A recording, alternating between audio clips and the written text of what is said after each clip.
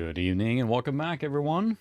A bit of a crowd here tonight, but welcome. Got Nico Bruce Solar, and yes, it is obviously compensation for something. I mean, it's a big tower. Hardy, hardy, hard. Yes, it's a big tower. What else should we say about it? But how's everyone doing tonight? Hopefully, you're ready for some big tower action. Pixel, I thought about that too afterwards. Yeah, man, I should have maybe had Tower of Power in my description or on the title on the video, but too late. Good evening. It is a really, really big tower, and I know I make fun of that a lot, and other people have said, like, well, that's as big of a tower as, we've had, and it's just kind of like a normal one, but I can't say I had seen towers of this size. Now, I've seen them, but, I mean, I had never used one for home because it's just ginormous, so, Revenant, and welcome to Tech Left Behind. Well, hopefully a large dose of tower will soothe your nerves, Solar. Because, as a treat for everyone, I do have a tower cam. In case you knew, that's very overexposed. Let me turn the light off. Look at that. It's a tower cam. In case you needed to see the tower live, we can go to the tower cam to see how the tower is doing at any given time. And if you had any doubt, yes, this is live. I'm going to inject the CD here now. Look. Glorious tower cam. You can, I feel bad. It's almost like a upshot of a tower CD-ROM drive. But we have a tower cam available for use should we need it. So, next out of that. Because I figured, like, why not? Evening C Bluebeard. And there's no internal CPU cam. Sorry, I couldn't really figure that one out. But this is, at least, I wanted to have a shot of the tower because I keep making fun of it. So even Joseph,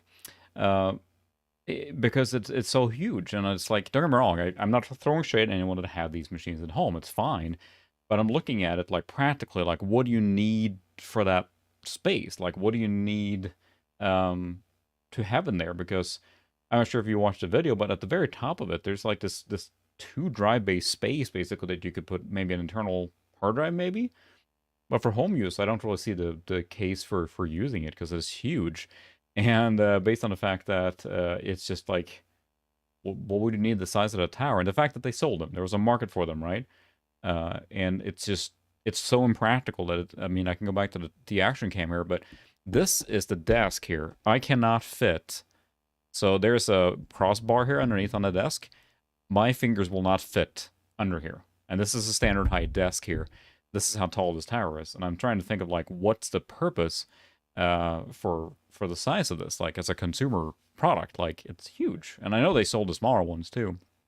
And even here, like, this floppy drive, the 3.5 here, is actually in a caddy you can see here. It actually has a, I forget what it's called, but what the 525 floppy drive uses for the ribbon cable, it actually has an adapter, so it's the same ribbon cable for these two. And then in here is the hard drive in the 3.5 base. There's one hard drive in here that is actually very loud. It's a 1 gigabyte. Yeah, I think it was a Quantum Bigfoot drive, and it is very loud, as it should be. Pixel, you're going to jail there for a little bit. So any mic boy. Yeah, it's just, again, I'm just wondering, like, what's the purpose of this tower? And we can make fun of it all day long, which we will. But, again, what's the purpose of that tower? But anyway, so as far as the specs goes, this is a K6, just a K6, not a K6-2. So it started out, and I actually have a like a clear picture of the tower in all its glory, so you can actually see it in a photo. But look at this photograph, as it were. And it was originally started as a 46, 66 megahertz, as we can see here. Let's see if I can do this. Yeah, I can blow this up a little bit. So we can see the actual logo on the machine itself, or the label is 46DX2, 4DX2 66V. So it is a 66 megahertz what it came from, but I got this from a recycle bin at work, and the person there was like, hey, I'm just recycling this. You want it? I'm like, yes, I will. I will take it. As we can see, the K6 badge has been kind of plastered on top of there, so they ripped out the entire motherboard and put a new one in to make it upgrade, like socket 7, baby AT motherboard in here now. So that makes it a very, very fine DOS machine all of a sudden. with some caveats on that. So, yeah, I just don't know what you use them for. No, that's the biggest thing. So, yeah, maturity was never an option for sure. So as far as the rest of the specs on this machine goes, as we'll see tonight, so yeah, Gateway 2000. It is a K6 200 with 32 megs of RAM, and it has an ATI Rage 2 Plus DVD in here, which is an interesting video card. And then, unfortunately, the weakest link in this entire chain would be the Soundmaster Vibra card. And I don't have anything against Vibra cards. I think they can be awesome. This is not one of those that has a genuine Yamaha chip on it. It is one of those cost-cut, baked-in, whatever the crystal things that they call from Creative that has everything baked on at the same time. So, it does not sound good, and that's probably the weakest link in this. It's nostalgic, but it sounds pretty bad. Yep, that's what I'm thinking. I'm thinking this was sold with a 486 DX to 66 megahertz, and then with everything that comes with that, and it was completely gutted and replaced. So the only thing that was left at that point would be the they left the the drives in here. The CD-ROM drive was of course added later on and did not ship with that. So you would have bought this tower and it would just ship with these two drives and a hard drive, and that's it. So you would have had two drive base empty here, then probably one at least, since the hard drive occupied the other one. And then up at the top here, in the back here, is a drive cage that can hold two internal drives as well. And you can actually tell there's a turbo button on here, and it won't do anything. Turbo won't do anything because this this motherboard doesn't even have a header for it. And this socket 7 doesn't really have the instruction set, I'm thinking, for a turbo function. So, so basically, even though there is a turbo button here, it does bupkis. So it's fun to click, I guess. I was excited to see the turbo button, but I have to go to 46. Yeah, I'm not sure if a cat could fit here, but yeah, could definitely not fit on the tower. But anyway, tower is really, really big. It's funny, and we're going to make fun of it, but it still makes for a pretty good DOS machine. And I had to dig around a little bit on the internet, and I did find a appropriate gateway background. That's what it was shipped, from what I understand, or available on Windows 3.11 machines, but we'll fudge that a little bit and put it in Windows 95 too. Yes, that is a surfing cow surfing on the surfboard with the gateway logo on it. So, yeah, maybe. I'm not sure. Yeah, it would have been nice to have the clock speed and everything, but it, home consumer machine, like, and Gateway definitely was one of those big box manufacturers that's cranked out computers, right? So they weren't nearly as big in Europe. It's a missed opportunity. I wanted to have something that was Gateway related, but I didn't have time to make my own custom background. This one was just, I found, and it, from what I understand, shipped on some Gateway machines in the mid-90s. So, yeah, that's true. Maybe. I'm trying to remember now. I think it was because the machine was already built. I didn't have to mess with anything. Yeah. Okay, so it was like that because interesting enough, what's the Anatoly guy that retweets a lot of stuff with MS-DOS gaming? He actually posted literally like yesterday, I think, a flyer from Gateway with the specs for these things, and it was very, very expensive. It's just like, it, again, for the home use, I just don't sure what it would have been used for, because when I found it in the recycle bin there, the guy said I could have it. My first reaction was like, oh, someone ran a business or was a home server or something, but just the fact that it's literally just a machine like this, it's all baffling. And I asked him, like, was this from like a business or something? And he's like, no, it's just, came from the home. I'm like, okay, fair enough. So here we are. So I loaded up a smattering of games from this era. I do really enjoy this late DOS, early Windows 95 era. I'm very nostalgic for it because the machine was streamed on a lot. The AST is of the exact same vintage, if you will, in that era, that 95, 96, 97. And we have a couple of interesting quirks with... well, first off, let's just listen to Ken Numbin on this not-so-great sound card. And it just sounds... Not saying it's synthetic is, it's just not great. And even though that can be nostalgic for listening like that, it's just not a good sound card. I think that, from what I understand, especially the VX model we have in here now, And as labeled on the ship, Vibra VX, it is definitely seems to be one of the bottom rung sound cards. If you look at any Vibra stuff,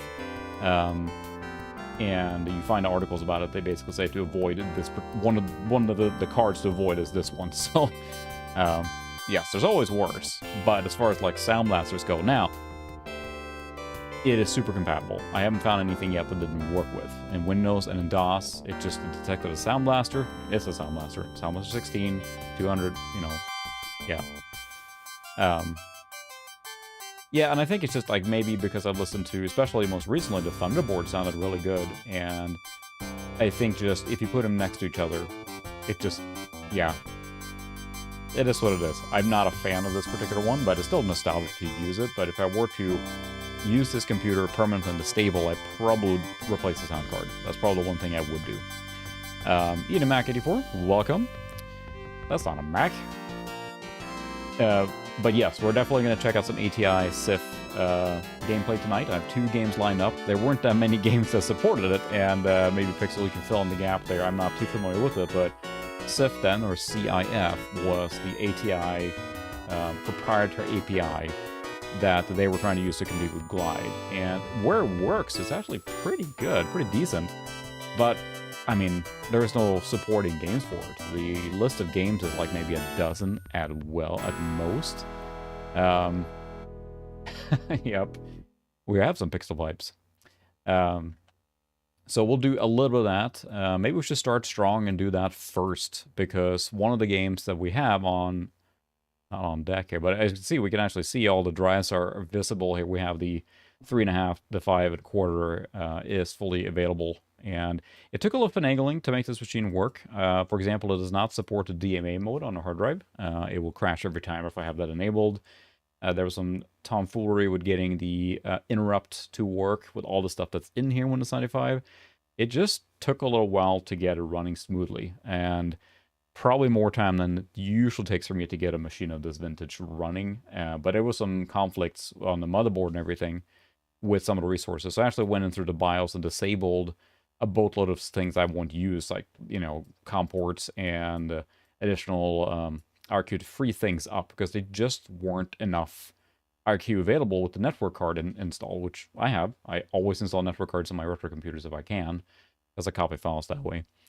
And with all that said and done, there just wasn't enough interrupts available on this motherboard for running everything. So I had to disable some additional things.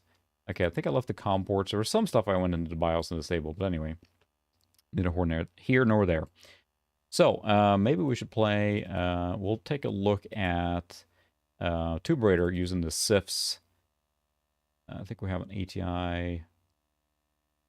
Tomb ATI. Let's see if it's fine. I installed it using the actual CD, so I have the actual real Tomb Raider CD right here. So, because I have.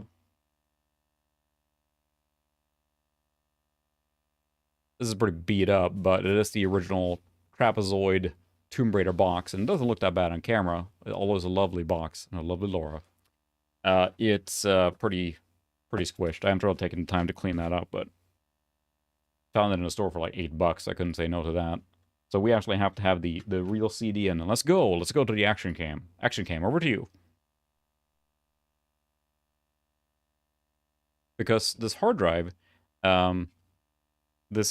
is actually only 1 gig, which, you know, this is period appropriate, but it doesn't leave us a lot of space for games. I'm used to having much larger hard drives where you basically could just install things willy-nilly. That would be pretty funny, wouldn't it? We're gonna exit that. Make sure the resolution's right. And also, this is a serial mouse, and the cord is not very long, so I have to kind of have the mouse in a weird position, so we're making it work. I did a real quick overview of SIF. Let's see, I think we're having some pretty... Let's see, we have some glitching here. Stand by. Should have tested this before. Why is it doing that?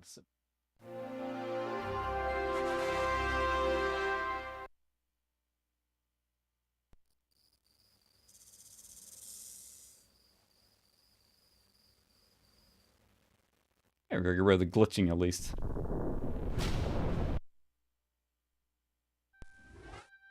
was probably fine.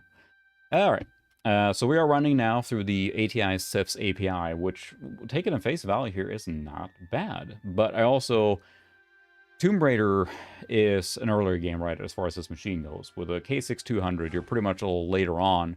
But in this case here, you're running a game that requires a P190 at most, I think. So it actually runs surprisingly well. And this is even running, I believe, with... We have texture filtering on. We have... I think we're on a 640 by 480 even. Let me see what it's showing here. Yeah, 640 by 480 with texture filtering on.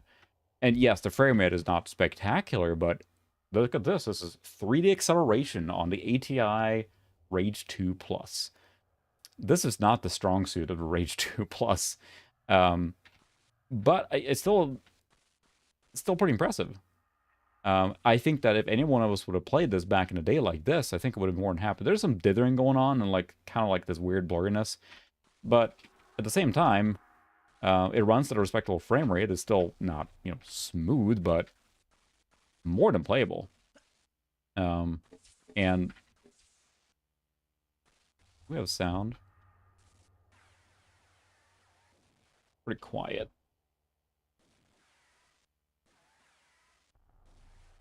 I think we have some weird stuff. Oh yeah, the sound is not good. Ooh. Sound is not good. I think we have some problems with the sound here. What's going on with the sound? Oh. I think it's just super loud.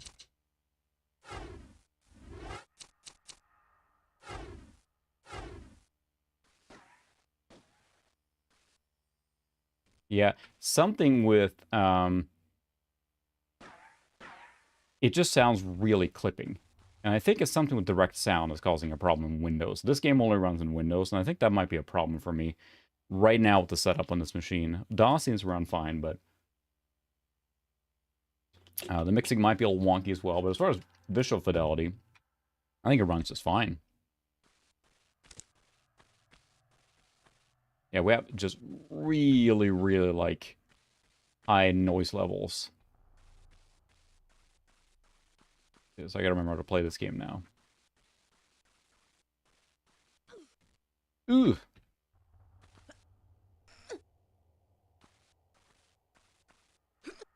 It just sounds really... Even with the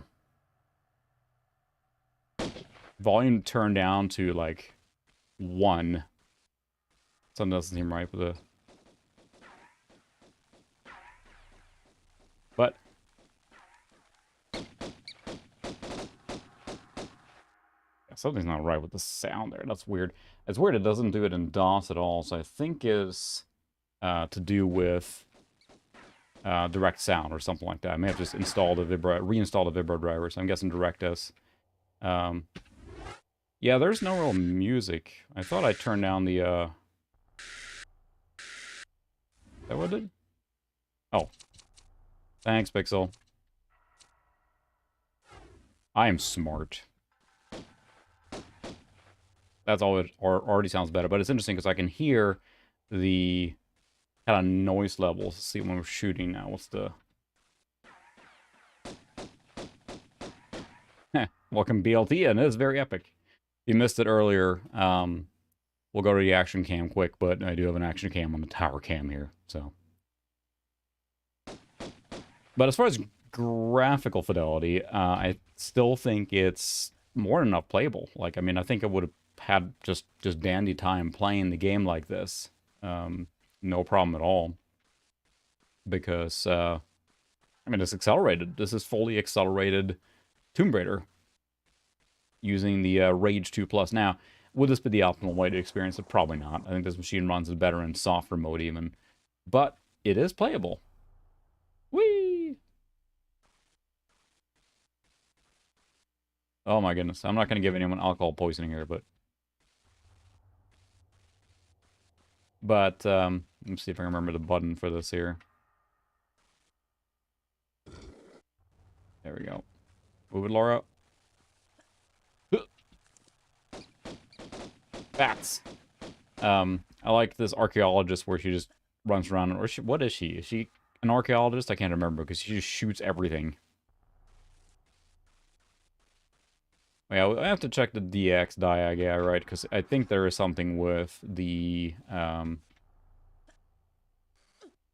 yep. He's an archaeologist with dual guns, shooting everything. That's how you do archaeology, if I'm not mistaken. Tank controls. It's funny how I never wanted to play it on PlayStation, said it was amazing, but it is pretty rough around the edges now when you play it. There we go. There's a full open scene. There we go. Now the frame rate is really tanking. And I think we can run this at a lower resolution as well, if we wanted to.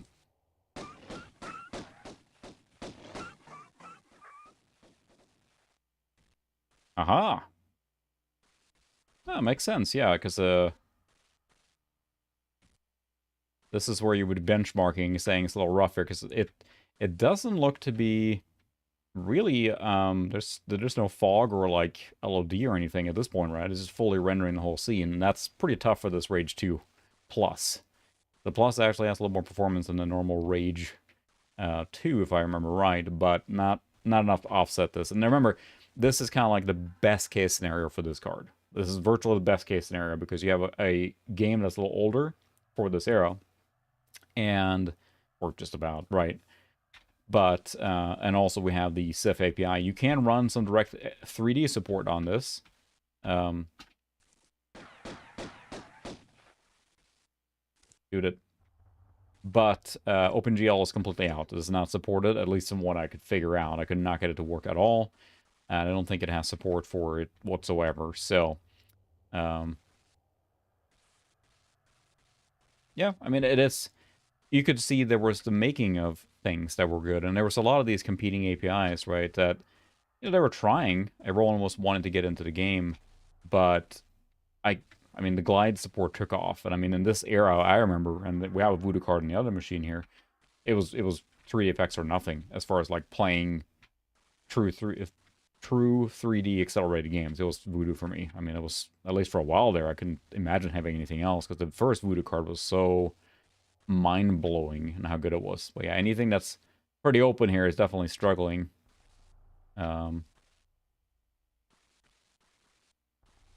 Playable.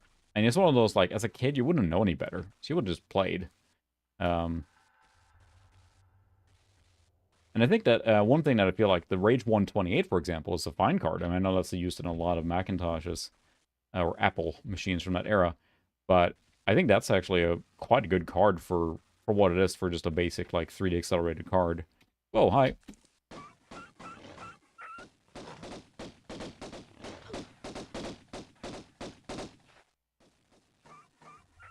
Ah. Yeah, it's, probably, yeah. Playable, but I wouldn't call it more than that. And it's not one of those, like, to play it today is more of like, it's a neat thing to see. However, this is the best case scenario for 3D acceleration for this machine. It's not the strong suit of it, really, because what I think of when I look at a higher speed Pentium, or higher speed K6 in this case, is the fantastic, like, performance in all those late DOS games, like, your Descent 2, Duke 3D, Doom, all this stuff runs just great. I believe this is 640 by 480, so I think there's an option to run it at a lower resolution. Yeah, sound is still not. So let's see, we can disable the bilinear filtering, actually. I just enable it because it has that, I don't think it makes a big difference on performance. But now you get more of that chunky feel to it. I think I was able to run it at 512 earlier, so we could try that. And now you get more of the PlayStation look to it, with just better resolution, I guess. I mean, double that at the PlayStation, of course, with the 240p.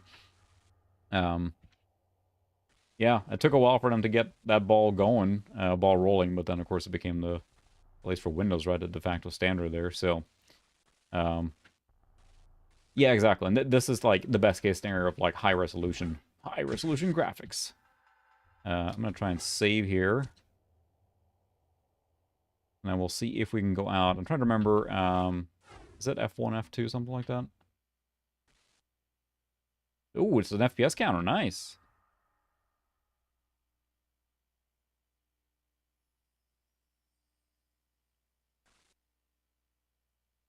That looks about right. Let's see, we're changing detail levels here now. Things are moving. That's probably filtering on and off. Save.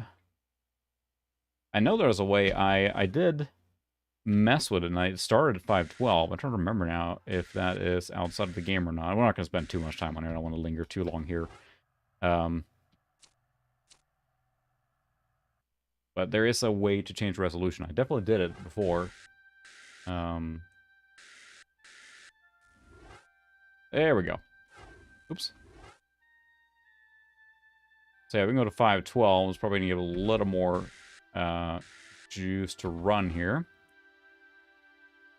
We'll see about that. So yeah, stuff like that is incredible when they manage to do that. Let's see if we have for the resolution. The capture can do it here now. Yeah, so the performance is about the same at the low resolution. So, you know, take that for what you will. But of course, the view screen is completely messed up right now because of the capture. I'm not going to spend too much time on here. But even then, the performance is sub 15 or 15 at best. You can't really see it there, unfortunately, now. But I don't want to spend time messing with it because we're not going to really do that. I don't think it's CPU bound as much as it is just... It's just not a very good API with pretty bare bones support. Now, Pixel Flipper to step in there as far as like the SIF and everything, but I don't think it ever got the support or, you know, that it needed to really shine. It just never got that far. It's just not something that was his strong suit, right? If you run this in software mode, it flies by comparison. Let's take a look at the volume mixer. I think it is... Yeah, that's... It was just a game that sounded crunchy like that, so... But nothing else ran fine. But if we run Tomb Raider in software mode, you'll see the difference here. And I think it runs in Windows 95 anyway. We'll see what resolution runs at, but... Oh, that's loud. We'll do a real quick check on this and we'll move to the next game. But you'll see the very distinct difference of running this in... Oops, let's see if we can do... Is it settings here? Can't do anything, it's just software. How much better it runs. Yeah, and that's the thing. It's a DOS that's runnable in Windows as well, but it is not a native Windows port, right? So, or it will crash. Good game, everyone. Great game. So, it probably runs from DOS just fine, but it does run much, much, much smoother than it did before. So,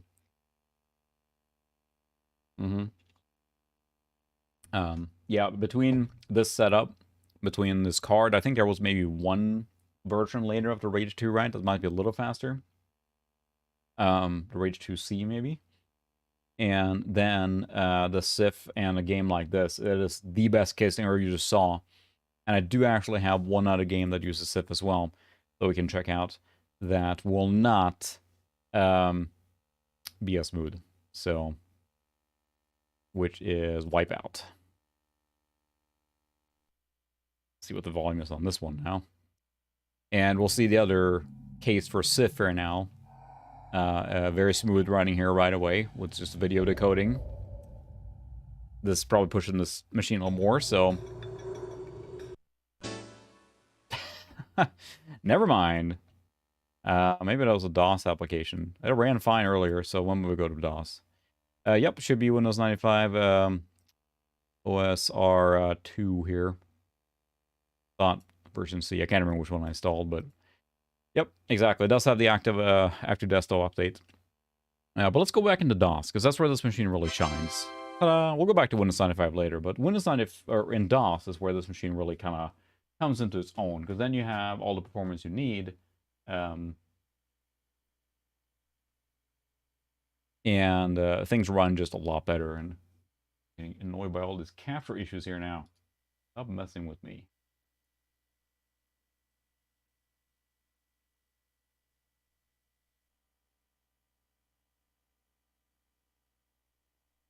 that better? Yeah.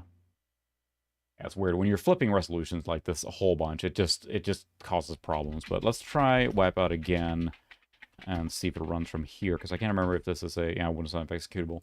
I ran that just fine. I tested it literally yesterday. I'm not entirely sure why it's crashing now. That's true. Quantum Fireball is a cool storage name, but yeah, it's a noisy one. It's era-appropriate noisiness, so it is. Ooh, nice. On-board Rage 2 Plus. Well, I mean, then at least that's not a bad machine, especially if you're enjoying some of the older games before getting into 3D acceleration. That's a heck of a combo, really, because you have a very strong P1 plus then that card that, you know, it's still respectable for what it is. I am very nostalgic for Windows 95 of this era, because the AST that was stream on all the time is exactly part of that. But let's do something that you all know and love, and you get to hear where the sound, I keep saying, is just not terrific. Not terrific. We'll see what the volume is here now.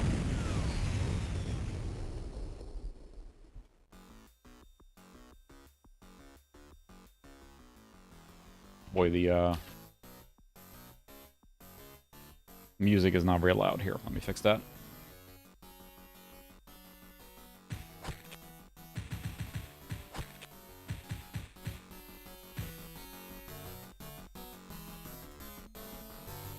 Very nostalgic, but it sounds just very tinny and flat, I guess is the best way to describe it. It doesn't have any depth to it.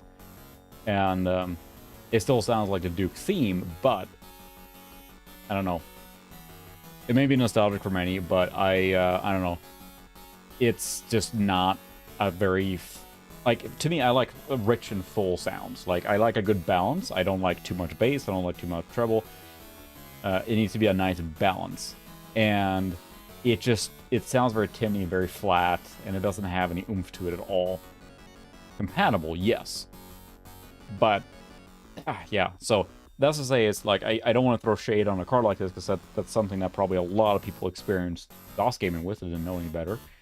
But if you were to play now, I would just actively avoid this card for DOS gaming. It just does not sound good, so take that for what you will.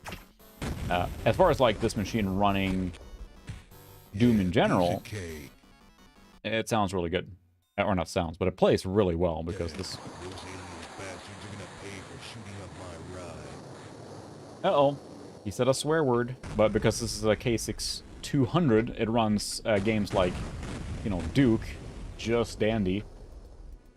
I don't think it will run in high-resolution mode very well, but it does play just fine. But again, that sound is just, you know. But, if you're going to have a good, like, DOS time, I think it's hard to go wrong with these higher speed Pentium 1, K6, you know, whatever these chips, because it really gives you a high performance, all these, like, late DOS titles.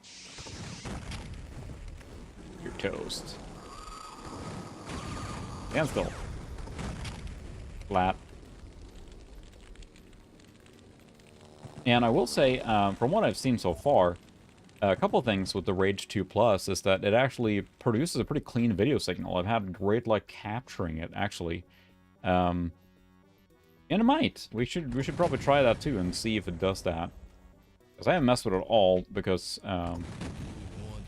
it's Duke. DOS Duke.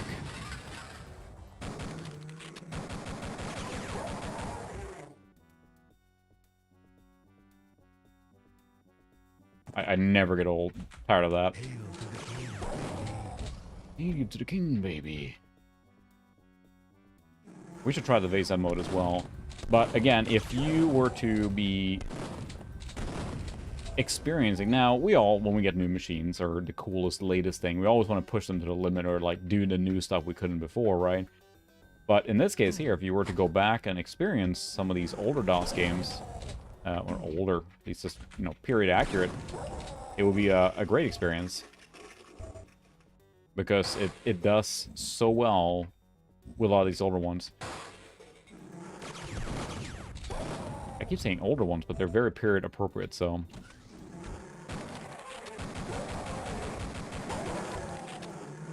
Well, that's good. Hope I'm feeling better, but things will always look up in the end, right? So...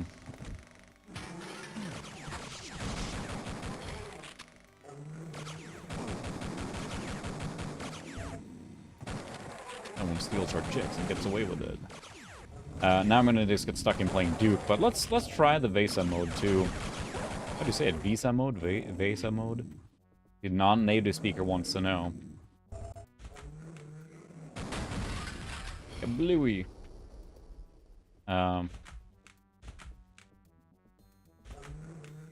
Yes. I thought that was pretty cool too, but I love the horrendous perspective correction that happens in the build engine. I mean, it's so charming. But I mean, look at this tile here. That's pretty amazing. But yeah, let's try some of the Vesa modes here. I think you have to go out of the game and go into setup for that, right? So let's go to setup. But yeah, the Rage 2 I've found has so far has really good whatever, I'm not going to mess with the settings too much, but a really good capture. One I've been capturing has been really clean. Let's see, screen setup. Vesa modes. Let's go 640 by 480. Let's see if it can handle a Duke at that resolution.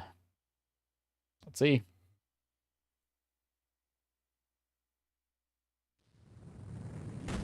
High-res Duke coming at you.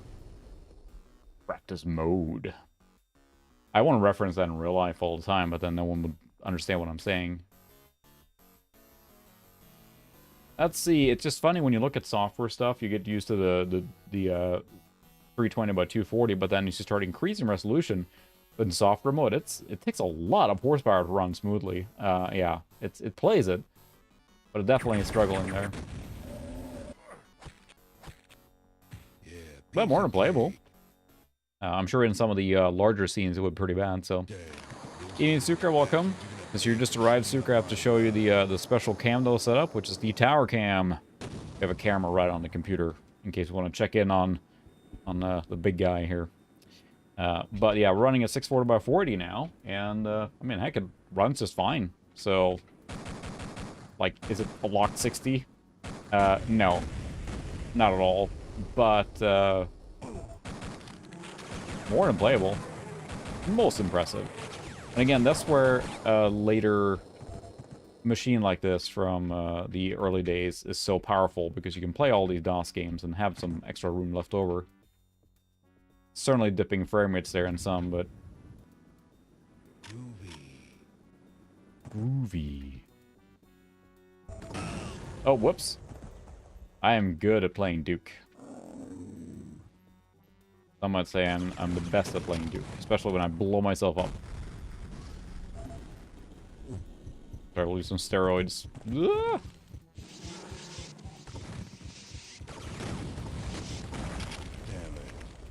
Damn it. Runs fine. I won't linger on Duke too long, but capture. I keep switching resolution all the time for myself.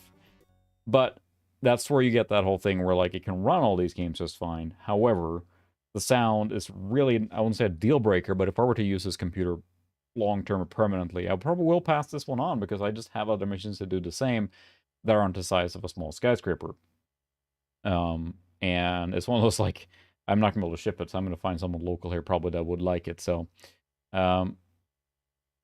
it is fitting out of the desk, but yeah, the desk is here. There is no space between this, like, support beam here. It is literally just right there. So, I don't know if it's true. I can't keep my table up anymore. It's keeping this entire desk up. So, and it's, yeah, the refresh rate thing is one thing. It's just mostly that the data path is not very friendly when it comes to, like, things changing. It's expecting you to change all the configuration, like, on the fly, and it causes a lot of problems. So when I'm capturing stuff in general, it's fine. We're playing one game the entire night, it's fine. But when we're doing rapid switching, especially DOS or different things like that, it can get real wonky real fast. So, but it should still be fine. Let's see. I do have some tower, of course. We do have to play that, no doubt. But Let's do some Quake, because Quake in DOS in 320 by 240 is actually pretty cool, and it runs it just really well. Now we're talking about like late era DOS performance, right? At 320 by 240, but we're doing yes, that is in fact Screamer too. Let's see how loud this is. That's very loud. It's very loud. Feels also like it's clipping in the sound there a lot.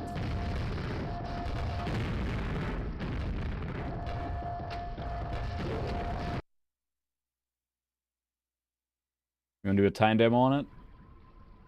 Is the FPS really that important? It's not all about FPS, you know. Gotta have MLOOK on. But now we're running Quake in full software, and I always feel like, you know, I love playing it in... let me see if I can fix this too. It is running in that mode.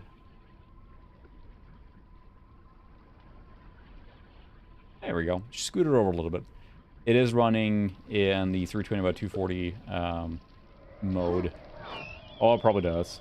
I know you mentioned Croc earlier as well. Only the retail 1.0 release of Croc has support for that. The later ones is not supported. They support just the standard stuff and Glide and Direct 3D, I think.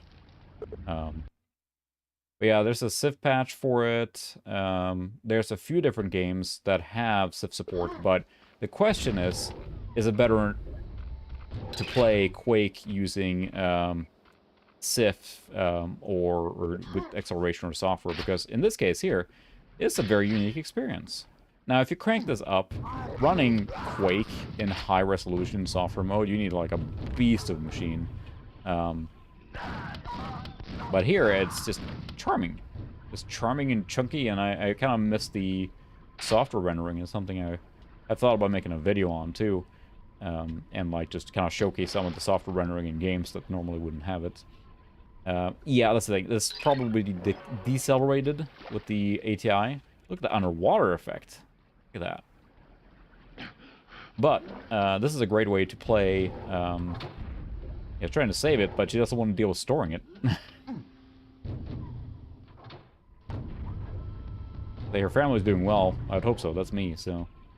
But, it's, it runs very uniquely, but as far as, like, the storage space is, again, I'm trying to be, like, not hoarding too much, and this tower is just absurdly huge to store. Especially if I want to use it once in a while when I have other machines that do the same thing. Whoop.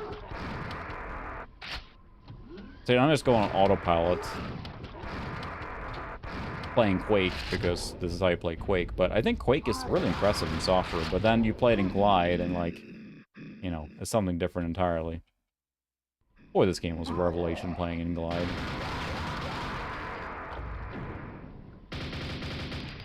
But it looks so chunky. Maybe we should try and set it to higher resolution. Let's crank this one up here and see. Yeah, you're right. I was just being not smart. Alright, let's see what happens. 640 by 480 in Quake in software mode here. Woo! Anyone count the frames for me here? Because that's like several frames right there. 640 by 480. 640 by 480 and...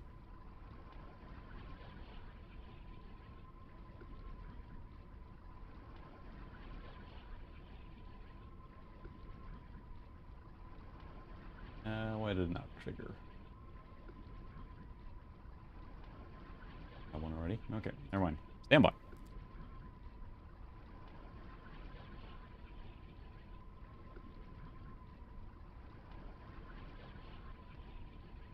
There you go. That's a little more center there, but... Boy, I wouldn't probably play this game and enjoy it this way, because now we're talking basically, you know, 3D effects low resolution, except software, and it is not having a good time.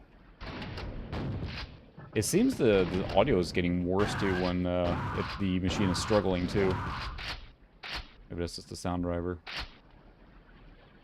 Missed the thing. I don't think I ever missed the thing. Yeah, there's a little bit of cropping. It has to do with the data path actually struggled with 640 by 480.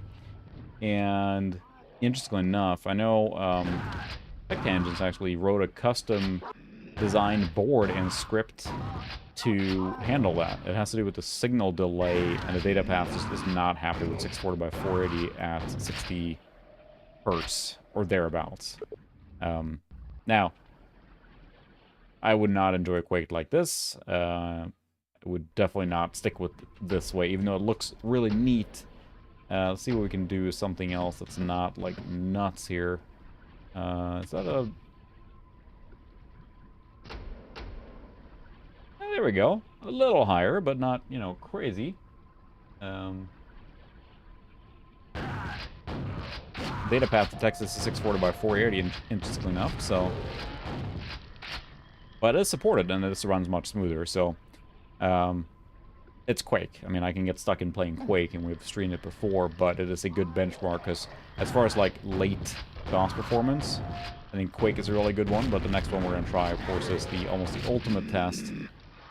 We'll do some racing games next, because Screamer 2 is, of course, the one I'm thinking of, because that one is, feels like everyone uses that for late DOS game testing. But yeah, I'm not sure if it's a sound driver, just the card itself is just... The Vibrate's just not sounding great. And that's, again, I keep saying that, but I don't think I would stick... oh, but goodness. That would be fun to test, wouldn't it? How long do you think it would take to render, like, one frame?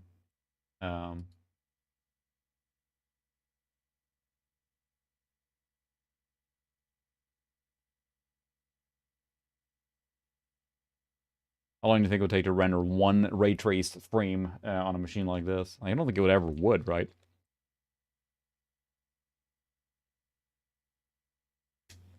I didn't play Quake much. A little bit in software mode, but then when I got the Voodoo card, that's when things just, like, you know, blew it off the hinges, basically. It was so good. Well, let's play some Screamer 2. I think I have to CD in. I do have the original CD for this one. A whole bunch of other games, too, I had to burn, because I didn't have much space on the hard drive, so I had to actually, you know, run... You know, when you normally pick a game and you say, like, you know, install and run full speed or run the full installer, and I had to do the active thing of not doing the full installer because I just didn't have enough space on the hard drive.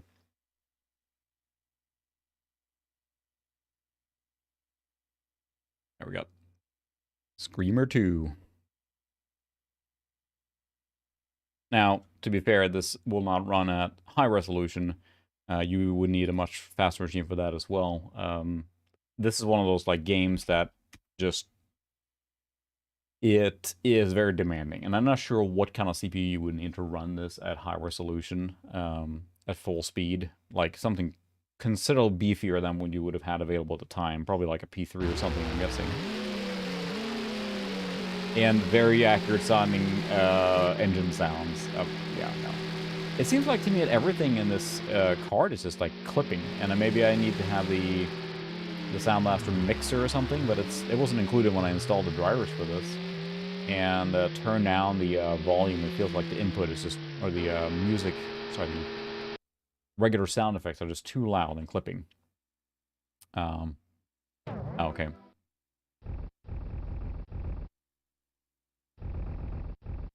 It just, a lot of these games don't have great audio, and it's not something that, you know, got great from later on, too,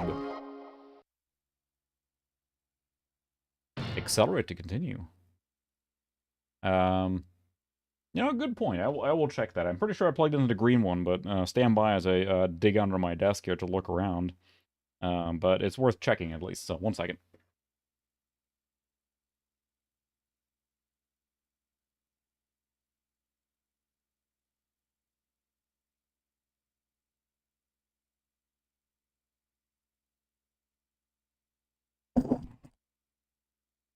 Live troubleshooting.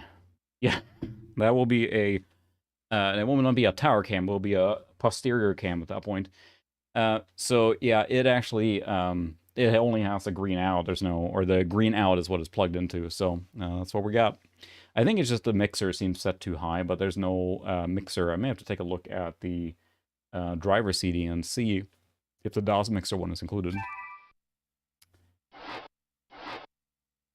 Front-wheel drive, rear-wheel drive. I'll do this one. Automatic. Yeah, please hold for tech support. Evening Stewart, welcome. Yes, I don't have a fan handy here, but I would make that joke right now if I had it.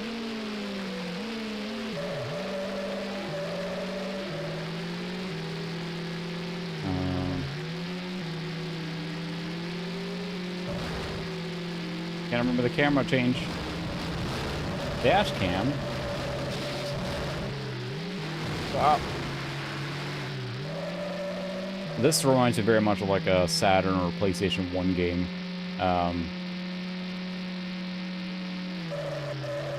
And I think that's right? Even if it's clipping and stuff like that, it feels like this game just does not have terrific sound.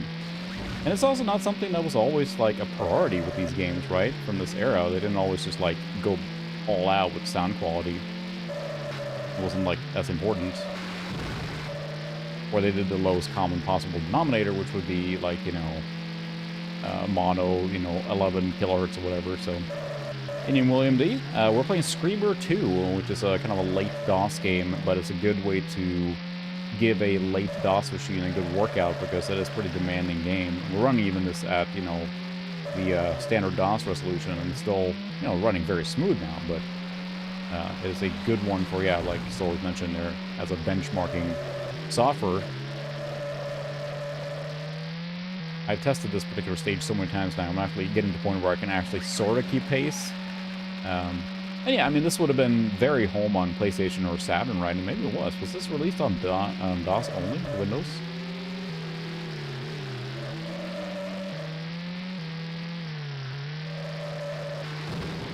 Like, sort of keeping pace? Not really, but sort of. It's a hard game. We'll have to try this in multiplayer. That would be a lot of fun. But it definitely has the Sega Rally feel to it, doesn't it? I mean, but I think it feels to me it's one of those. I know Phil from Phil's Computer Lab is very happy to use this for testing the DOS machines. Because it is a good benchmark. You can tell pretty quickly how powerful your DOS machine is by how well it runs this game. And at least here, it's running very smooth at this resolution. You can run it at a higher res mode, and I think they will probably not run as good. Oh no! Oh, I risked it all and lost it all.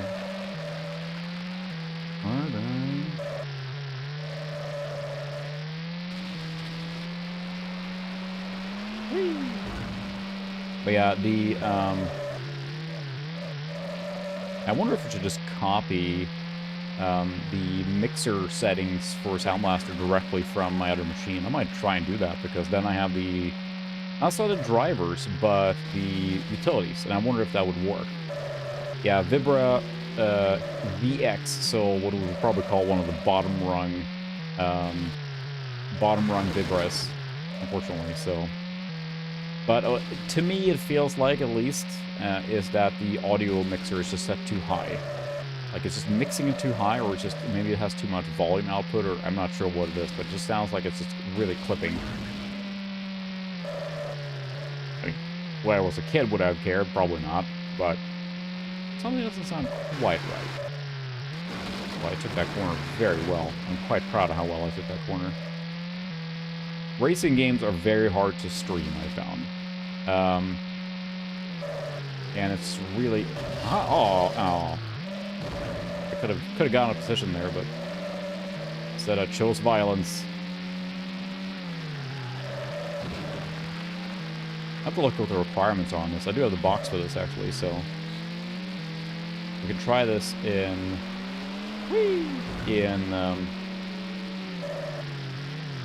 the high-res mode as well, but I'm not sure how that would run.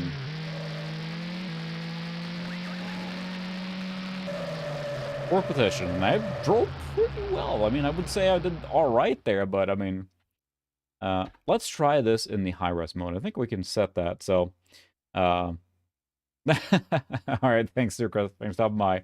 That was not a pleasant sound. I agreed. Let's see.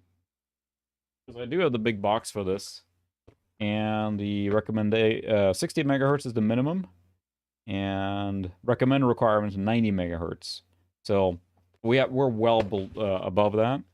And that's when you really can enjoy those later DOS games. But let's see if we can set resolution higher here. I think just a setup utility.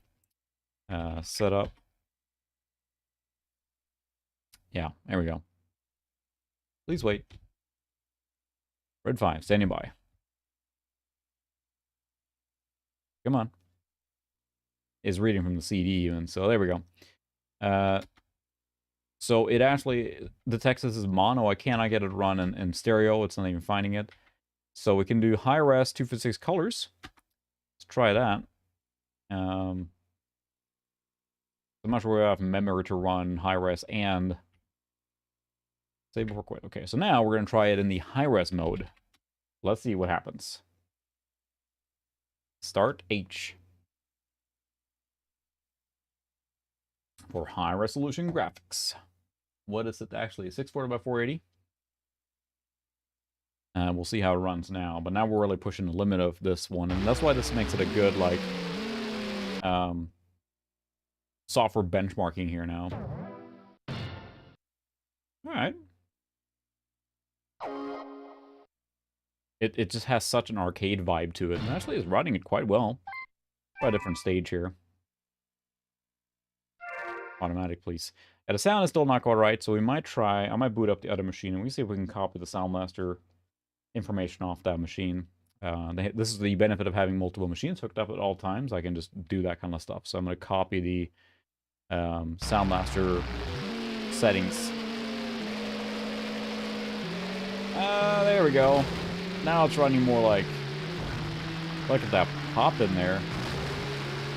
I mean, if this is all you had as a kid, and, you know, you had to play the performance, I would have played it no problem. It's still playable, but we're sub 30 quite easily now.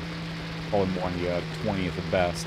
So, it takes a hit, but also tells you how much performance you need to play this sort of game in software mode.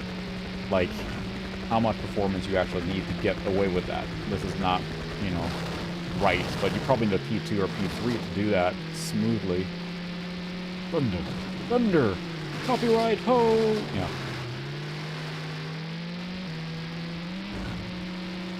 Yeah, you're right. It does have that 3DO vibe to it. You guys heard the outtake from the actor that does Lionel, whatever? He is trying to say thunder and chokes on himself or something, and it sounds hilarious. He starts cussing, and there's a whole bunch of outtakes for that. I think there was a glide patch for this one, right? The Screamer 2? Or at least one of the Screaming games got a glide patch.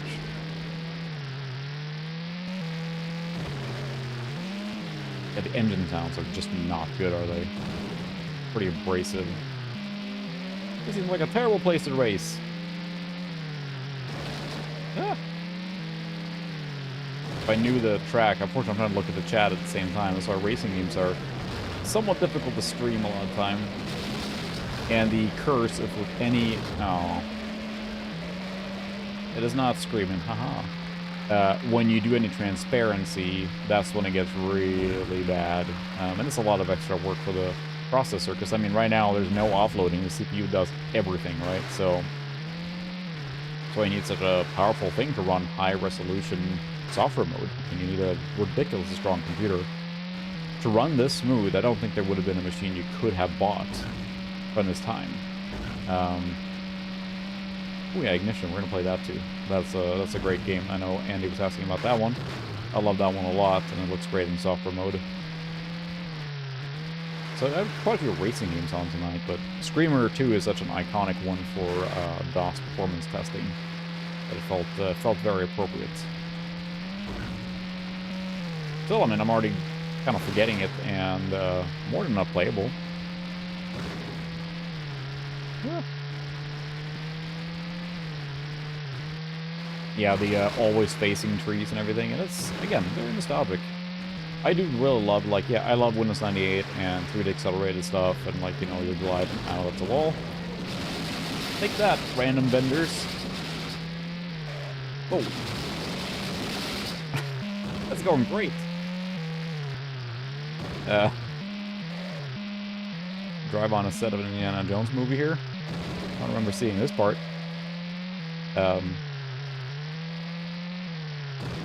If I knew the stage would be easier. Boy, those ending sounds are just awful. Just awful. This is fine. It's like we'll have full autopilot any year now. It's working great. So, I mean, as you get into it now, it's still more than playable. Is it as smooth as the low-resolution mode? Not by a long shot. And put them side to side, I think I would prefer playing in the low-res mode. But when I was a kid, I'm not sure. I might have decided, like, I prefer the graphics to be impressive. And if someone dropped this game in my lap like this when I was a kid, I would have played this, no problem. I mean, this would have been more than acceptable to play. And there are many games I played like that, especially when you got your first machine, you know. But this game is very cutthroat. It seems to me you have to be really accurate if you're going to win on this one. Come on. Yeah, racing games are really hard to stream because you have to focus so much.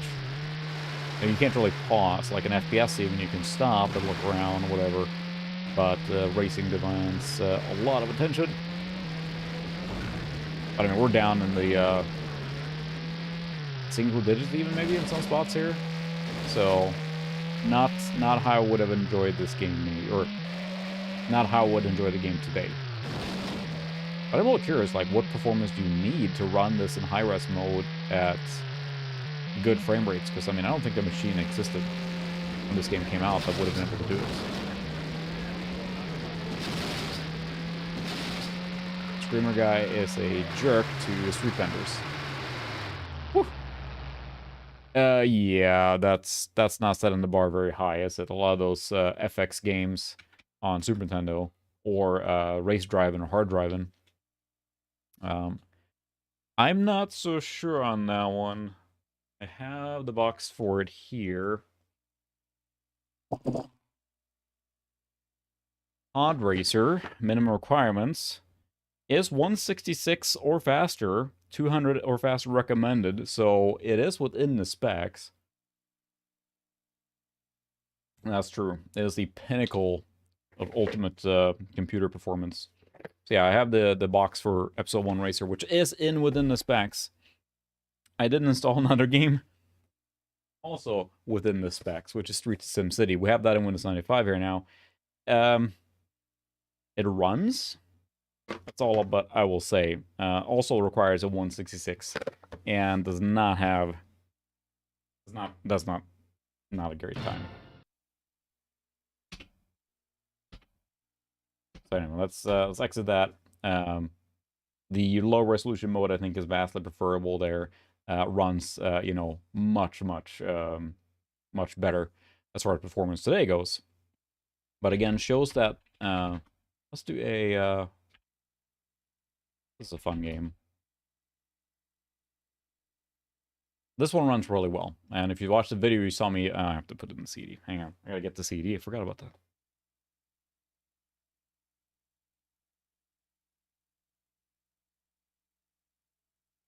Again, when you don't have a large hard drive, you don't have a choice. You have to like manually use the CD for this stuff. So,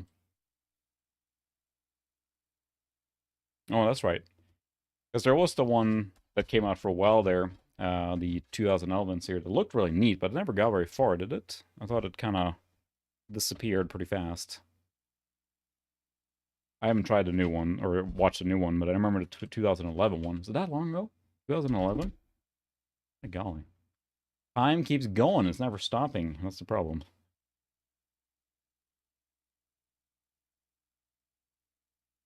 So, mass destruction. I think this is on PlayStation as well. It's a top-down kind of tank game where you just wreck everything, and it's really fun, so... I can remember all the keyboard shortcuts. That's one that I had the box for, but then it was lost in the one batch where games were lost, so... Mass D... Power is a Mass D... Oh, never mind. Yep. Sounds about right.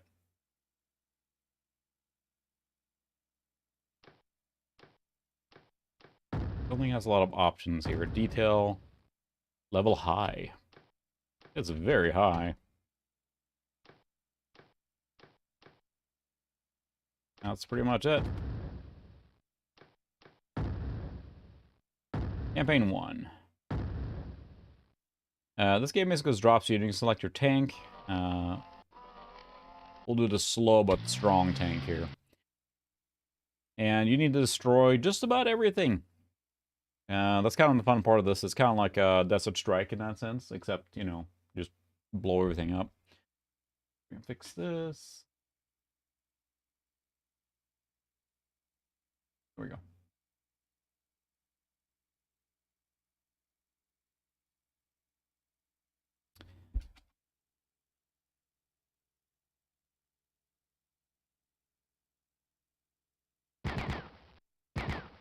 And turn your turret here and shoot, and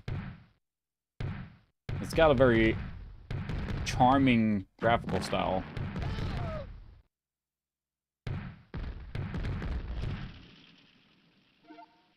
Buster Bomb. Bit of an Amiga style, or definitely has like that return fire feel to it, but I'm pretty sure this was on consoles as well. This is Mass Destruction.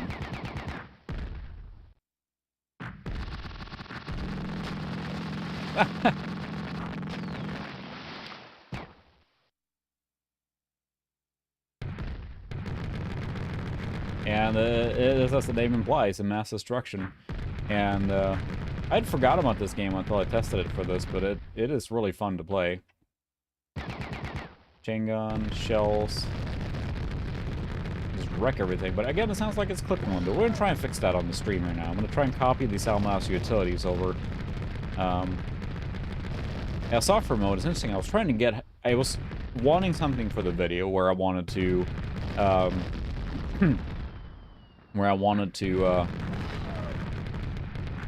try something like push the machine to its breaking point, and I was going to do Half-Life, but I could not get Half-Life to run in Direct 3D, OpenGL, or anything. Even software would crash. I tried 3 different installations of... good lord. I tried 3 different installations of Half-Life, both from my own legit sources and from less than legit sources. And none of them...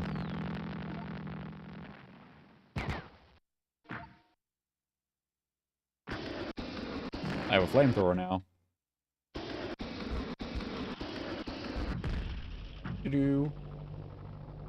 I think it is, I think I installed 5, maybe? Or maybe 6, I can't remember. Something era appropriate. I did not install like 9 or anything, but...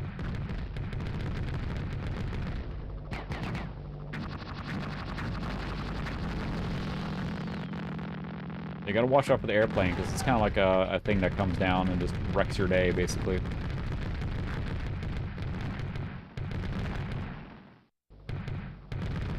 But it's fun. I think it supports multiplayer, too. This will be a lot of fun in multiplayer. I'm not sure if there's co-op or if you fight each other, but... We're definitely going to try and fix the audio, because, again, it feels like it's just way too, clipping. Like, something in the mixer isn't quite right.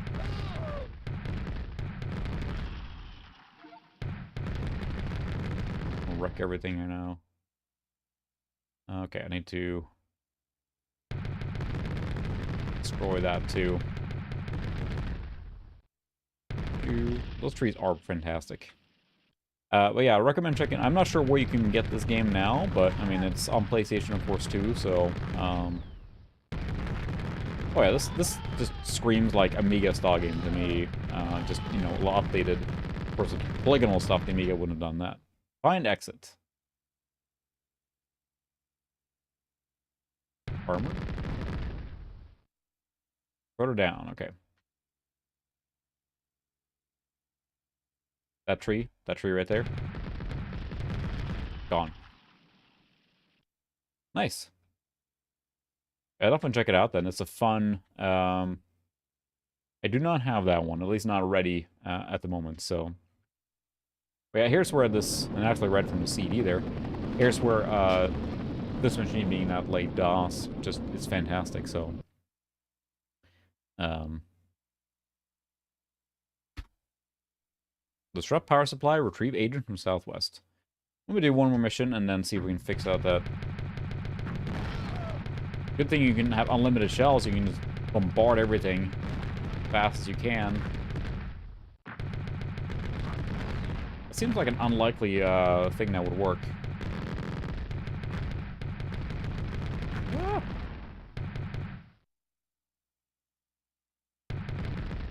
Yep, that sounds about right. Good lord. All getting older. Primary is up there. Okay. Time. It's deep in stuff. Yeah, I mean, I remember going to the showing for Phantom Menace and out of town. Took a train there to meet up with friends to see it, and then we ended up so the train already left. So then my friend and I basically slept on the train station, or at the train station, out on the open, because we missed our train. So, man, that's really deep there, Bruce. You should make a song out of those lyrics.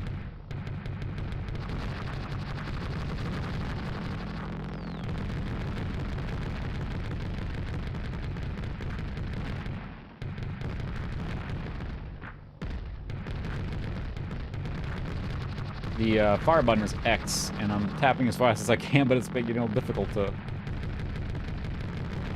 wreck everything. Primary objective completed. Get out of here with your cluster bombs.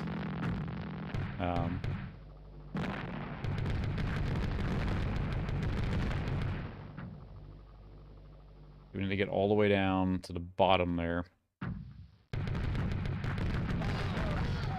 Ugh.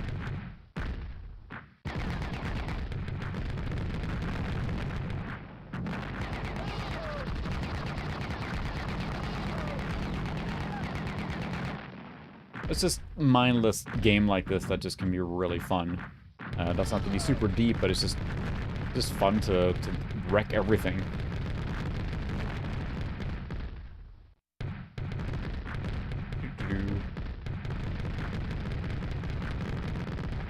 Wrecking our way through here. Mission. Oh, I need to save that dude. Agent killed in combat. Well, I did mass destruction. What's the problem?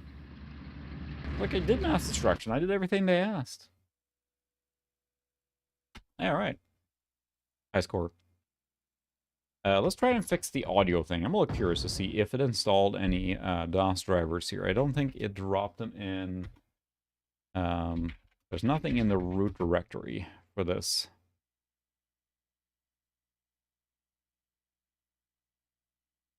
Where's the program files for this? Let's see. It is program.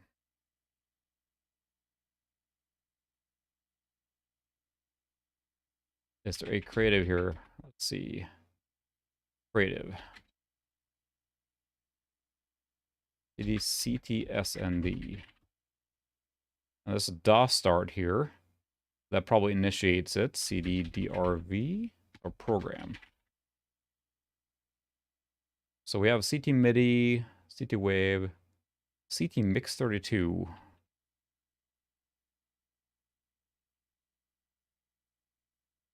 Yeah, it's a Windows software. So I don't think it dropped any DOS stuff here. This is drivers. But there's no DOS start.txt. So that goes to SPIDE CT load. But there's no mixer. Program. Is there a, let's see. Yeah, I was a little, like, as far as, like, the age, yeah. Yeah, about the same time, so. Yeah, it's, I don't know. It was hard not to be disappointed by it, I guess, because it is just like, I don't know. That's what it is. Going through the, thinking back to everything that the episode 1 was, and how it's easy to forget now how much of a drought there was for Star Wars games there for a long time. We're kind of spoiled now. And even later on, we're Star Wars media, um, movies and stuff like that. So there's no mixer setting here. Let's see, edit config.txt. DRV, that just calls that, yep. No mixer set for configuring the, yeah, CT load. I didn't see anything else. All these are Windows programs, I think. It's all 32 in there, so there's no mixer for DOS, which is the problem here. We're basically running at full crank speed, so what we're going to do is we're going to go to Windows 95. I'm going to copy over the mixer set software from another installation from the other machine. Once this is going here, we're going to switch over to that and log into that. And John Wick is 9 years... Oh. Good lord. Time does keep on slipping, doesn't it? And that's the thing, when you get a situation like this here, there's going to be a little more tinkering, because normally when I do one game, I take good care to test everything, but now we're hopping games like crazy and resolutions and sound, but the clipping there, just something doesn't seem right. So we're back to our cow, man. The cool thing is that because this is networked, I can copy files pretty easily, but I'm going to check the mixer, that software in Windows and see if we can do anything. Something seems like it's capped, like it's cranked. And we've had that problem before in other streams, so program files, and let's go to creative, DSND, program, there we go, CTMix 32. Is there anything here that's maxed out? There is nothing, so yeah. I saw John Wick, the first one here, not too long ago, and I actually liked it quite a bit. Did I see it on the flight, I think? Yeah. And I really need to watch the rest, too. That was really good.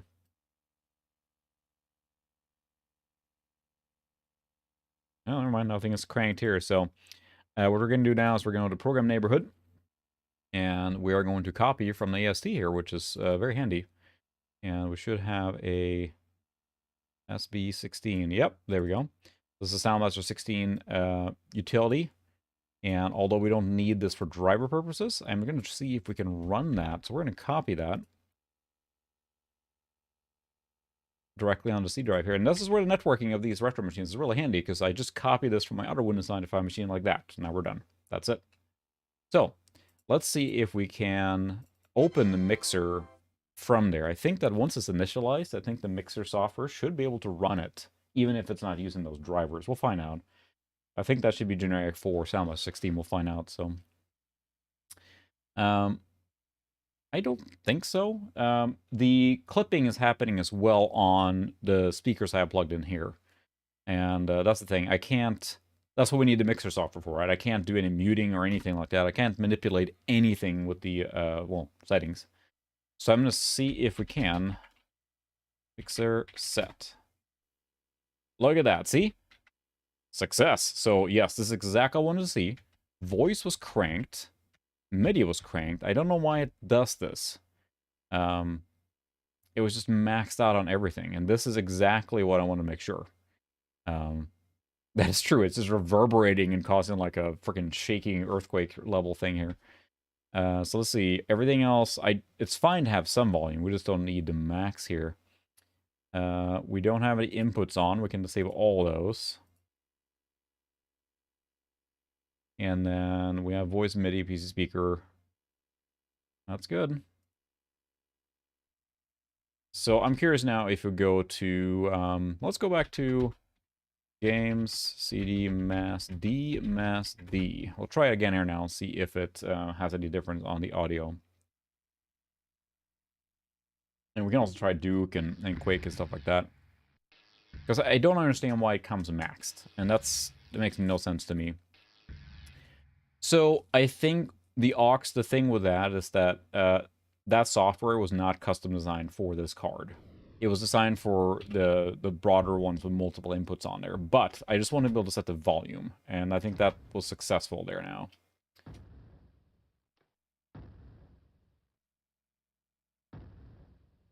Actually, it's quite a lot quieter, and that's kind of what we wanted, so... Intercept convoy. Where's my mouse?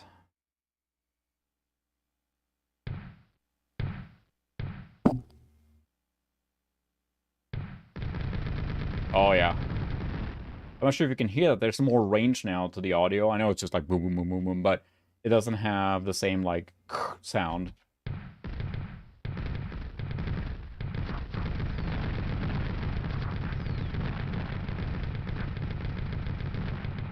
Oops, mission failed. Good mission, everyone. Fantastic.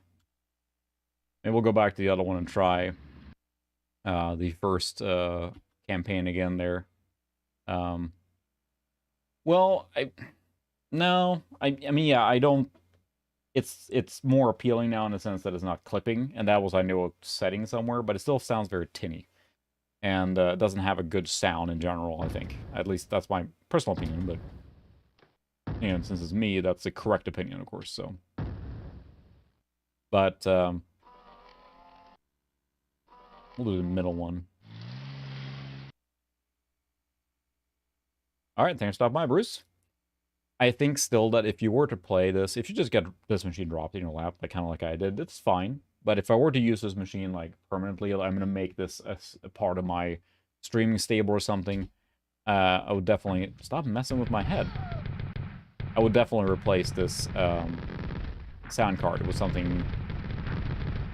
I mean, even a more appropriate Vibra or a Soundmaster 16, AW64, you know, those are all fine choices. What other game were we playing earlier that was really clipping? I know that the crunchiness is happening inside of...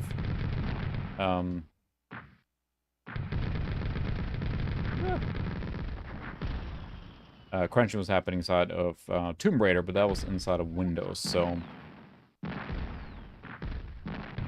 She was younger.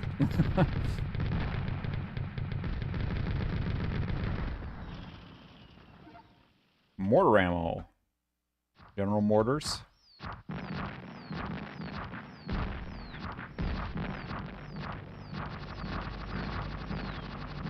Kinda hard to aim.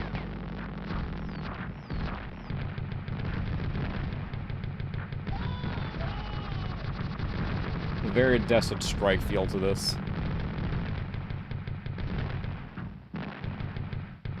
But yeah, it definitely sounds better now, and that's all I wanted.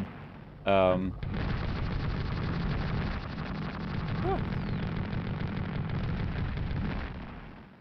That's true. The gold is an interesting card in itself.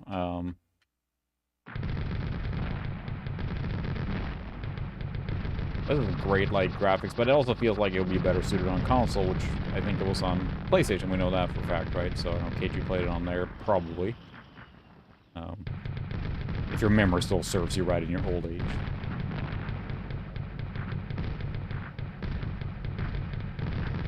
This is a lot of... I was gonna say shots fired, but that's literally all we're doing is firing shots here. There's a game, fine. There's a game, why am I forgetting words now? Called Walker on Amiga, and that has a very similar feel to it, although it's a side-scroller. It's kind of got, like, a ton of stuff coming out, and you're shooting everything, but this is a great experience for this one, so... Ooh, nice. I do have a Soundmaster 32, or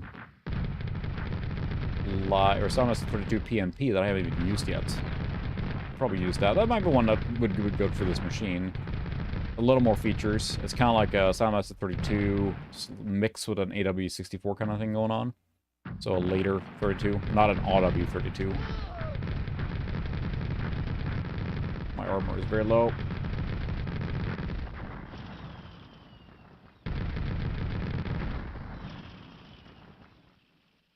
Hello, I'm gonna park here.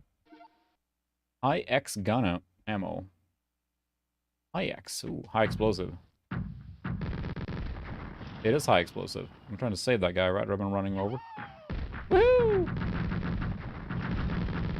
It is very high X.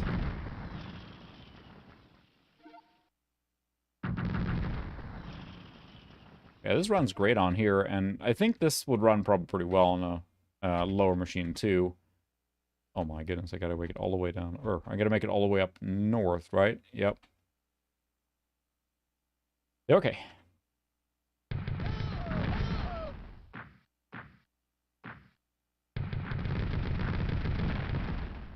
Some armor here.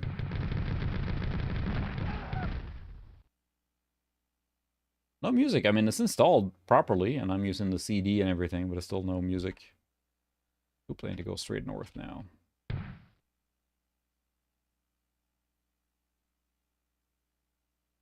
What do I got? Chain gun, mortar, high X. I've already been through here. It's got an interesting wobbling texture effect, so... Oh, yes, we should probably try that, too. That is kind of like the whole thing with this, wasn't it?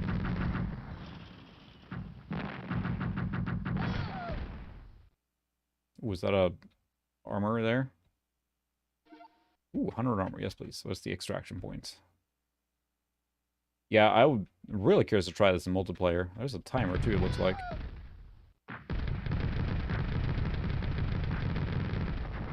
Can I get through here? Oh, cluster bombs coming in. Can I break these? Don't think so. I think in multiplayer is an option, yeah. So how do I get through here? Oh. Cheese it!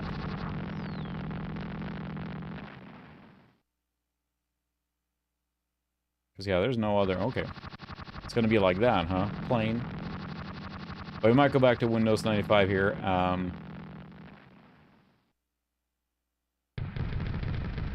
Okay. Can you wreck this?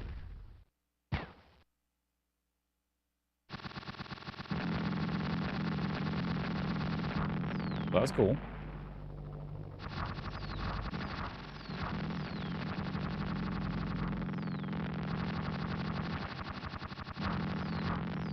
It's got just that pure fun kind of thing going on. I don't know how to get through the,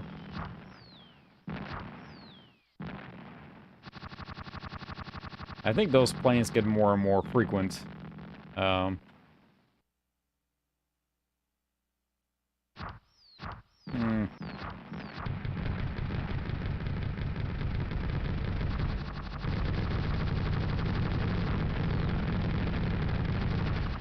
I'm not sure if there's not a button to get through there, but... Oh well.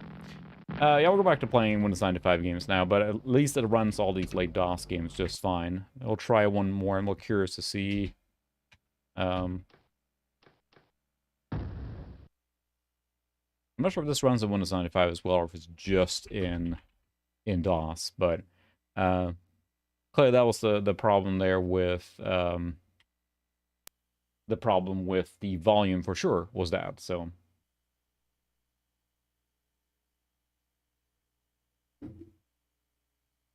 All the drives were going off here now as it was detecting them. Interesting enough, this particular case for this one has a double jewel case. It is only one CD, but it's got this double one, and it has a pretty hefty manual in here, actually. I used to have the big box for this, and it just got lost, unfortunately. But pretty juicy manual for just being inside a jewel case. Probably why they had a double size. Oh, it's in 5 languages, which is why. Yeah, fire weapon, messing, nothing. Yeah. Exactly what we knew there, nothing new, so. Loud now. But yeah, I'm not sure if there's something with direct sound. We should run DX Diag too and check that out, because there was something weird there going on. I'm not sure if that's included automatically now.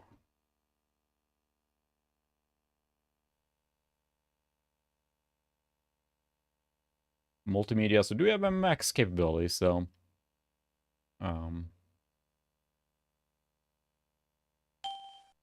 Bing! 8-bit 22 kilohertz. 8-bit 44 kilohertz. 16-bit 22. 16-bit 44. 3D mono.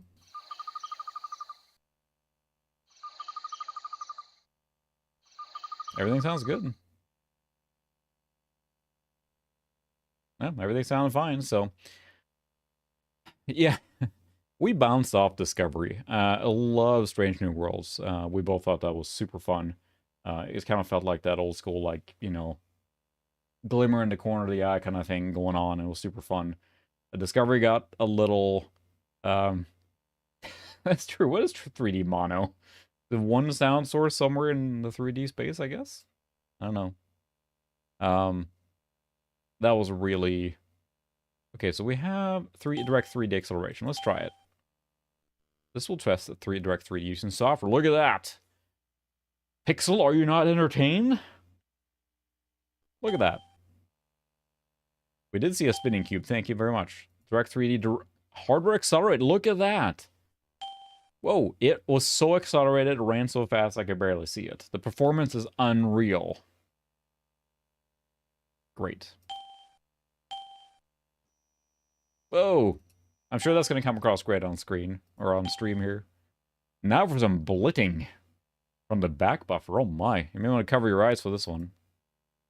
Look at that back buffer being blitted.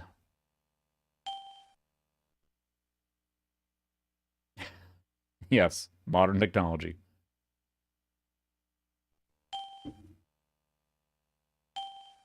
I mean, all the stuff seems to be working just fine. Test direct music. Create a music synth.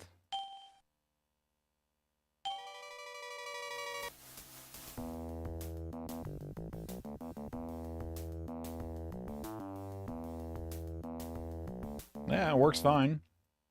We'll try the Maxo synthesizer as well here.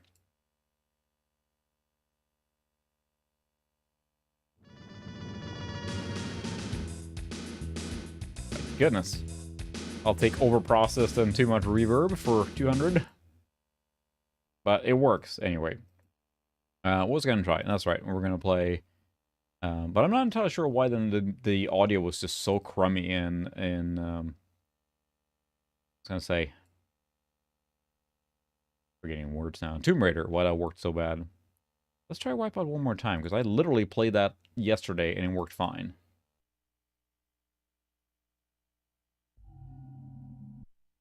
The defragger. Dong. Oh, CD is missing from the drive.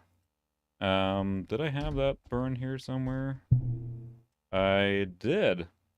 Alright, well, let's play some Wipeout real fast, because this is going to use the... yes, a very real one. It was only supported using for ATI SIFs in the OEM release that was released with one of the Rage 2 Pro cards. That's the only one that supported the SIF standard. So, which you can tell here, it has ATI installation and everything. Very peculiar ATI version. Which the game itself seems to run alright, but then these menus for some reason run really bad. But yeah, none of the audio was maxed out there, but it seems like something is not quite right with the volume as well. But powered by 3D Rage. We have a 2 Rage, so... And again, they were trying, right? They were trying to get all these APIs off the ground, but, I mean, by the time Glide got popular, that was it. And then, you know, we had OpenGL and Direct3D also took over completely, so... It was short-lived. It's a fascinating time. I know a lot of people are curious about that era, too, where you had so many different standards. I know, was it the creative one? Got pretty wide support? I don't know, wide. More than a few games. Yeah, so running a 512 by 384. Can crank it up to 640 by 480 for ultimate enable texture filtering. But This card is not comfortable. 640 by 480. That is not the purpose of it. So we'll see how that runs there now. But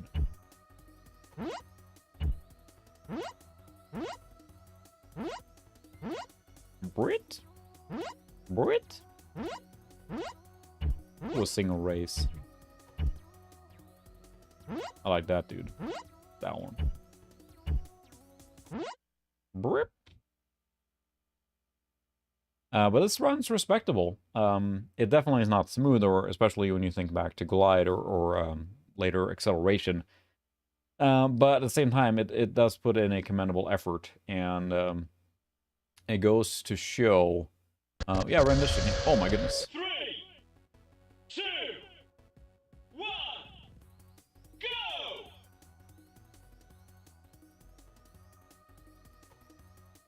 The sound effect was absurdly loud there. Boom. Yes. Can you feel the sense of speed? Wait a minute, this is... I would have played this as a kid just fine. Especially with 3D acceleration. I mean, it's... But also Wipeout does want smoother, you know... It's a game that tries to do things very fast and not playing it at... I still have some weird, like, just volume clipping. It just doesn't sound quite right. Clong, clong. And, you know, again, this only came packaged with OEM cards like that. I actually made that very joke in the video. I've not tried Pod on it. I didn't install it because I realized I had so many racing games installed already. But Pod also is one that does support SIF. The question is how much more you get out of it, because at least when I tried the Verge version, it looked very similar to software, so I'm not sure if it doesn't have filtering. Yeah, that's true. It is on, but it's not really doing anything. Oh, that was a bad idea. I think this run's probably a lot better in software.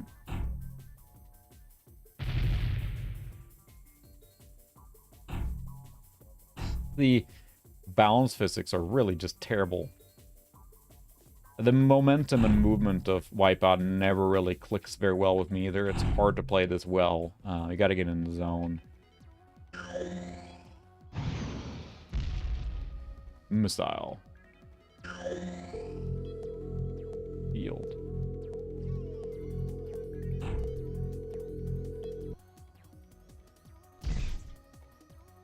And I think that the PC version of this has always been a little rough around the edges. I don't think, even with Glider, like, running in software mode, I don't think this is a good version.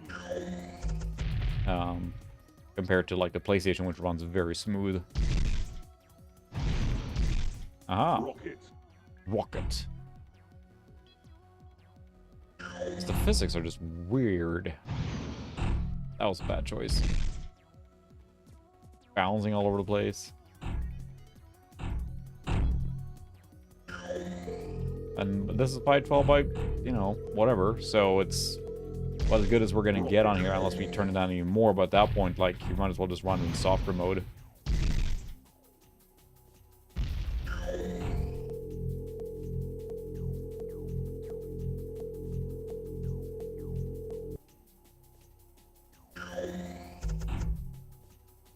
Am I able to finish here? Maybe I can actually not come in last. So Sif is just like, you know, again, Pod might have been a better one. But it's just not... It's not a strong suit. It's just not what you're going to have a good time with this machine. I mean, it looks decent. It's just... In screenshots, this probably look impressive, right? But... Ugh. They just keep passing me over all the time. I actually played Wipeout on PSVR, and I thought, like, you know, I had a pretty stable VR legs. And haven't really gotten motion sick too much at all, really, playing most VR games. And so you have a lot of good... VR games have a lot of, like, you know, comfort settings that you can enable, such as, like, it turns off the screen when it turns, and You turn in lockstep, teleporting, all that stuff that can make a VR experience smoother for as you're getting used to it. So I was pretty aggressive with the settings. And when one of the first stages was that you're going like, 150 miles an hour, whatever the heck these things fly at, or faster. And it did like a full turn straight up into the sky, and then went over like a loop and then straight down. And I remember that was the first VR experience I've had where I'm like, my stomach said like, nope. I'd take the headset off immediately because I nearly hurled right from that one motion. It was so extreme that I just could not do it. Too extreme for me, I couldn't handle it. So Wipeout has been the only VR thing so far, not saying I've tried a ton, that was just like, nope. Most other games I've been able to play just fine, so. Yeah, I didn't come in last. Alright. No, and it's funny too because we did the live stream of the PS1 core for the Mister a while back. And I got immediately flagged on that one, so. Grr, he's mad, look at that. He's super mad. Sorry. No Lance Boyle, but... you know that the it's like F-Zero X, but it's not fun at all. There is a what did I call it? What is it? Overload, I think. No, I did not restart the race. Overload on PC supports VR, and it is a virtual or a spiritual successor to Descent. I'm eager to try that because it looks like it plays exactly like Descent and it has a full VR mode, so that would be really fun to try. Did it crash? Is it just loading really slow? CD is reading like crazy. We'll give it a second. Anytime now. Alt-Tab, Alt-4 now working, so maybe we'll play some Tower now and honor up the Tower to have a little slower game. So I've been playing a lot of racing games now. There we go. Quit out of that. Get rid of that. Go away. There we go. That was Wipeout, but it still just seems to me that something's not right with the mixer here. Just sounds like it's just too clippy. Ian Adam, welcome. Trying to figure out the volume issue here with this machine. I mean, it's fine, but it's just something seems like it's just running a little too loud, and it's like clipping in Windows 95. I figured out in DOS. We have the software for creative, but something's not quite right. Even with the mixers here not set to max, it seems like just maybe it's just the drivers themselves that's the problem, but... So Creative Wave Studio, we don't need that. A little mixer again. I saw that, right? I mean, that looks super fun. I would like to stream that game, nothing else, but that game is just so ridiculous and it's so much fun. I would like to give it a real effort because I remember playing that way back when it came out, tried a little bit and just like, no, I can't. This is not fun at all. I'm going to turn down all these a little more to see if we can avoid the clipping here. Well, microphone we can turn off, line in we can turn off. CD audio will leave. I know what all these are. Input output settings. Nope, we don't want the 3D stereo enhancement. There's no 3D enhancement, so. Preferences. Auxiliary. So that's off. PC speaker. MIDI, CD audio, line in. So we have line in off. Wave is the one in question. So, Alright, well, we'll leave it at that. But yeah, let's play a little relaxing Sim Tower here because it is, of course, the tower in question. Which plays just beautifully on this machine, of course. This is more of a Windows 3.11 era 486 game for sure. I like that the as soon as it drops you in this tower, it just like full speed anything. So,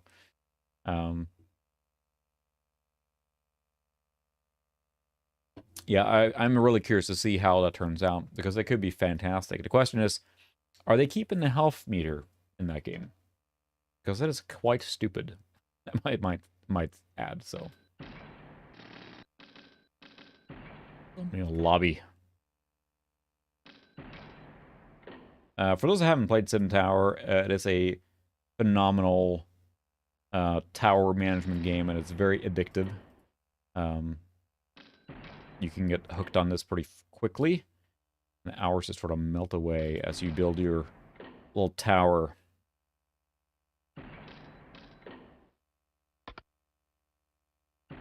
No more space there, fine. Let's put some offices in.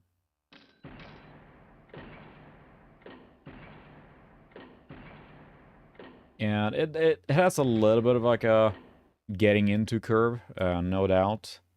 And it's very different from the other sim games, mostly because it was not created by, Will Wright. It was created by, was it Saito Ute? Which is the sequel to Ute Tower, which is available on, oops, sorry for my misaligned stairs there now. Sorry, everyone. Which the PC version on that one is not very good, but the Mac version, I believe, is the one that works. LGR covered that very well. So we're going to put an elevator.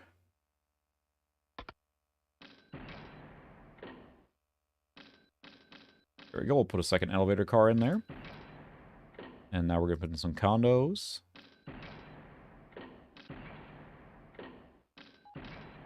Look at our lovely tower.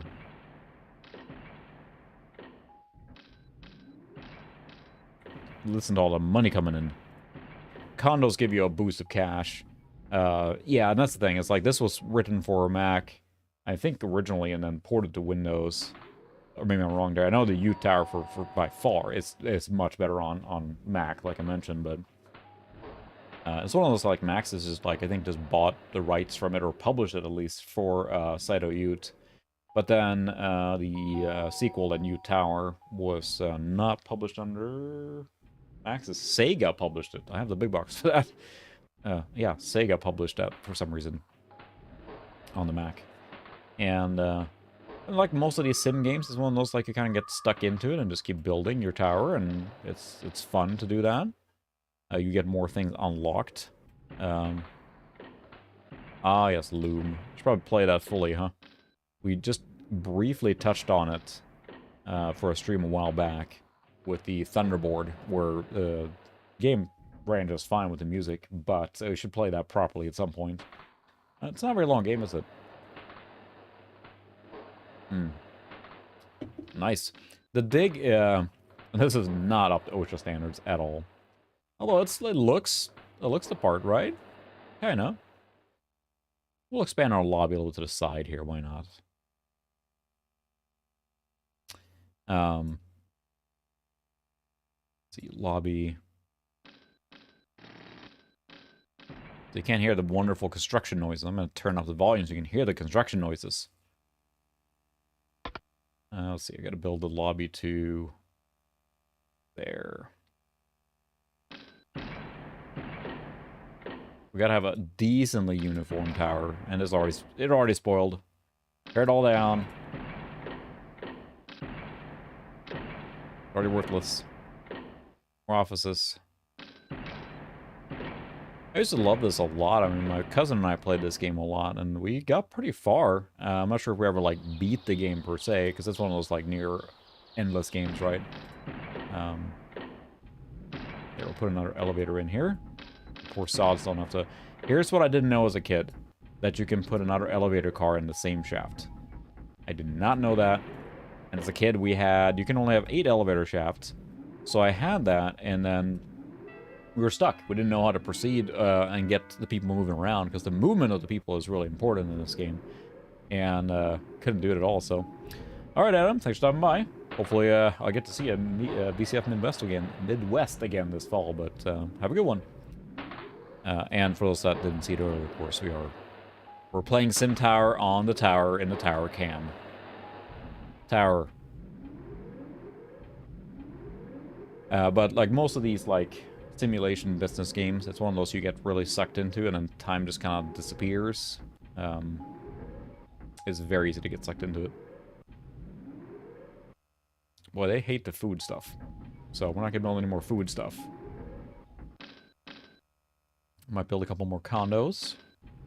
It gives you a flat cash, so that is pretty nice, and they move in. It kind of helps you fund your tower a little bit. Then maybe we'll build some more offices, because the offices do provide rent on a recurring basis, which the condos do not.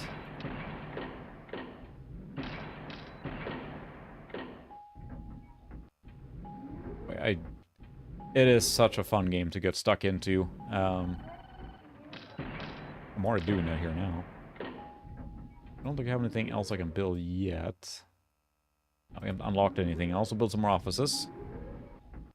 Poor sods living in those condos, they have to listen to the office workers.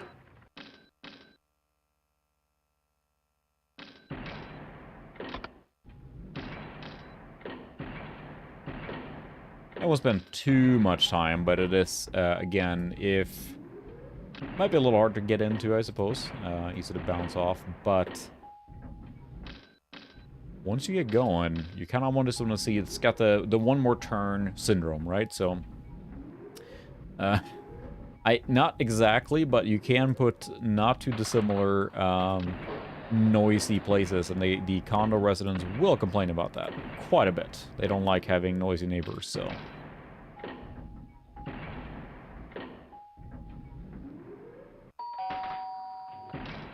And this runs beautiful on here. If you play this on a 46, which is kind of what this game was designed for in the first place, while it does run, it certainly is not a smooth experience. We played this on a 4666 originally, and it just ran not great, so... Multiple bowling alleys, yeah.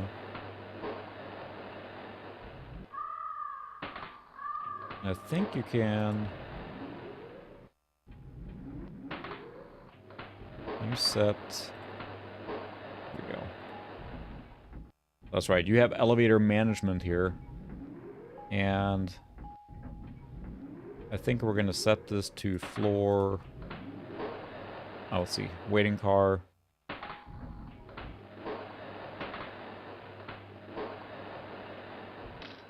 There, we're going to set this one to be on 10 by default.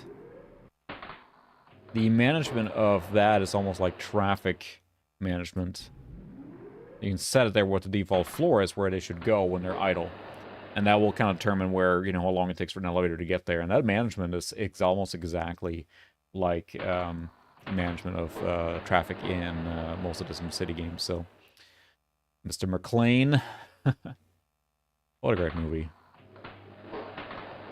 That would be pretty funny if they had events like that, because I don't think there's disasters in this one at all. Yeah, not at all. Sadly. Yay, total balance. Look at that. Construction costs. That's kind of eating up a lot of my budget now, but I gotta, you know, spend money to make money, right? But this is a game that, again, runs very well on this kind of hardware. And if you're gonna play this, you would... This is one you would want to overshoot, because if you look at it, the specifications, I think they say that it runs on a 1994, here we go, 386 and above. I would not play this on a 386. This game struggles horrendously once you get a large tower going, even with all the animations turned off. We did it on a 4666, and it was dying, just rendering the main game window. So this is one where you definitely want to play with much more performance than you'd think, so... Yeah, that was always fun. And, that's the thing, when you get bored, you let everything, you know, get wrecked, basically, by, and I think our businesses are full up now. No one wants to move in. Fine, we'll build some more condos.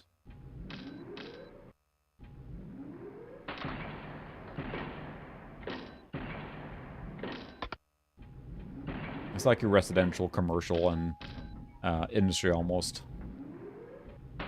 I always find it a little fascinating or interesting that the windows like this run like normal Windows window right on top of the Apple or desktop like this. So, but again, also highlights why I really think that late. Or a Windows 95 machine in general, something that runs Windows 95 well, a powerful Pentium 1, or a K6 in this case here, is such a fantastic option for this kind of gameplay. There's a lot of fun to be had. Again, not knocking the P2s or P3s. They're great too. Windows 98 is also a favorite of mine. But this just runs so well. I'll fill out another row here. Just because I feel like it.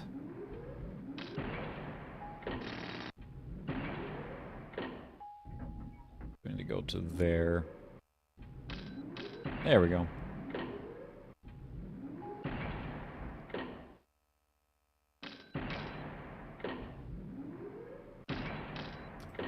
I don't even know what I'm doing. I'm just painting a tower now because we have the cash. And it just...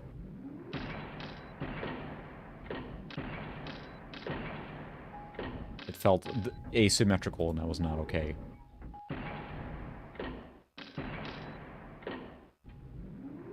Like any of these games, it's about the management of space and where things are going to go. How you're going to fit everything, so...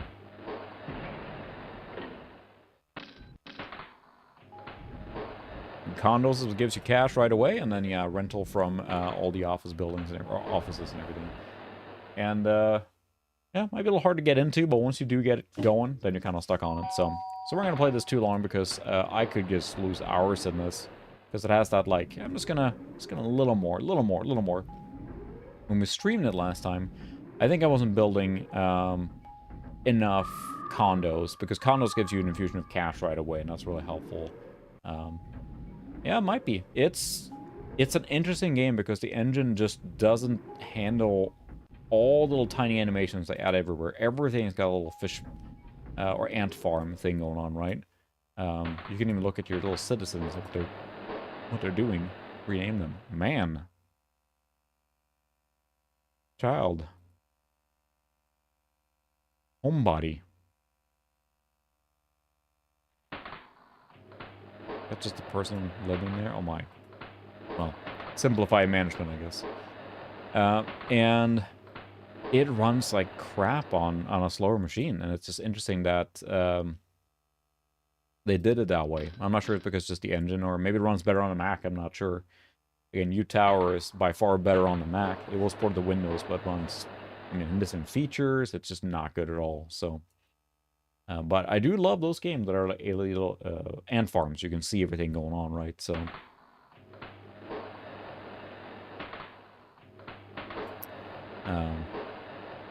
that's true. I don't think you can set... You can set the price when you build them, and that's before they move in.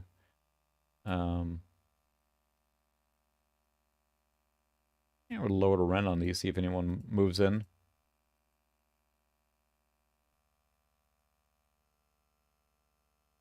Eval. That increases the eval right away. Stairs. Well, I know stairs, but...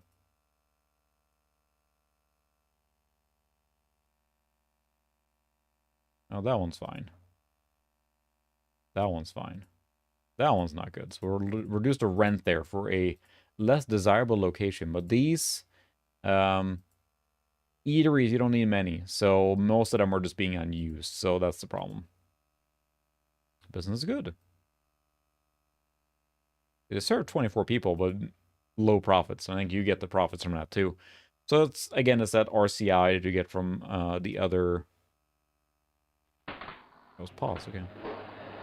From the other SimCity or Sim games, you know. And I don't think we have 4 people needed, so...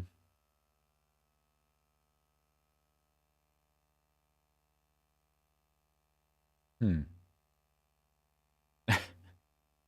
there's not very deep financial simulation in this game, unfortunately, so... I think right now we are... There we go. Fly, my lovelies. Make me money. 2-star. There you go. Now you got more stuff you can build, too. You got a security. You got to build that. And then you need hotels. You can do that. So you get more and more stuff you can do. So we can put the security underground here. It's cool that way. Security. Gotta have security. And you unlock more and more stuff you can do. Yeah, hotels. They're good for multiple income here.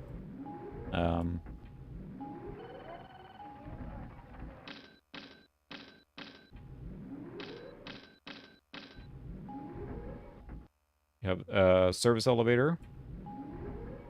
So we're gonna put in one of those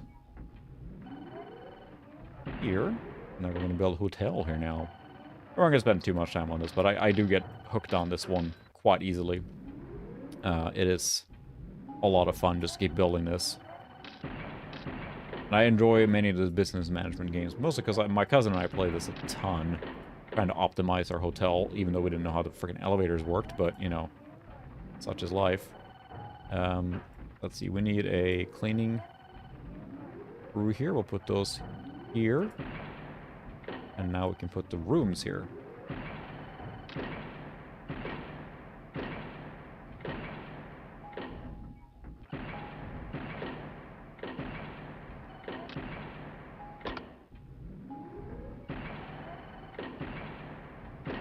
Probably should have some more stairs here, too. Yeah, you probably have lost me, so we'll switch the game here now. But you see, these games, I don't know what it is, but I played a lot of strategy games like this, where you just do business management. There's I can't remember what it's called, but there's another one that's really fun, where you're basically developing products and doing that kind of stuff.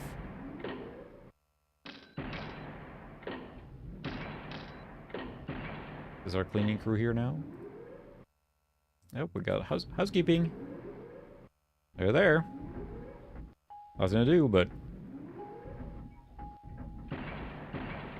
there was a game that someone requested here that we are in the era deep in the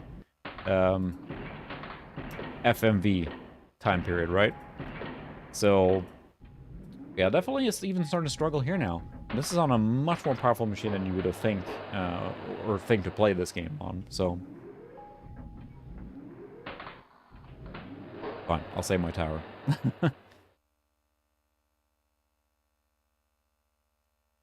we're called Gateway because it is a huge gateway tower. No, I just saved it. So Sim Tower, very easy to get hooked on there. We have a few other games too. Yeah, probably. I'm gonna sneak back here after everyone's gone to bed.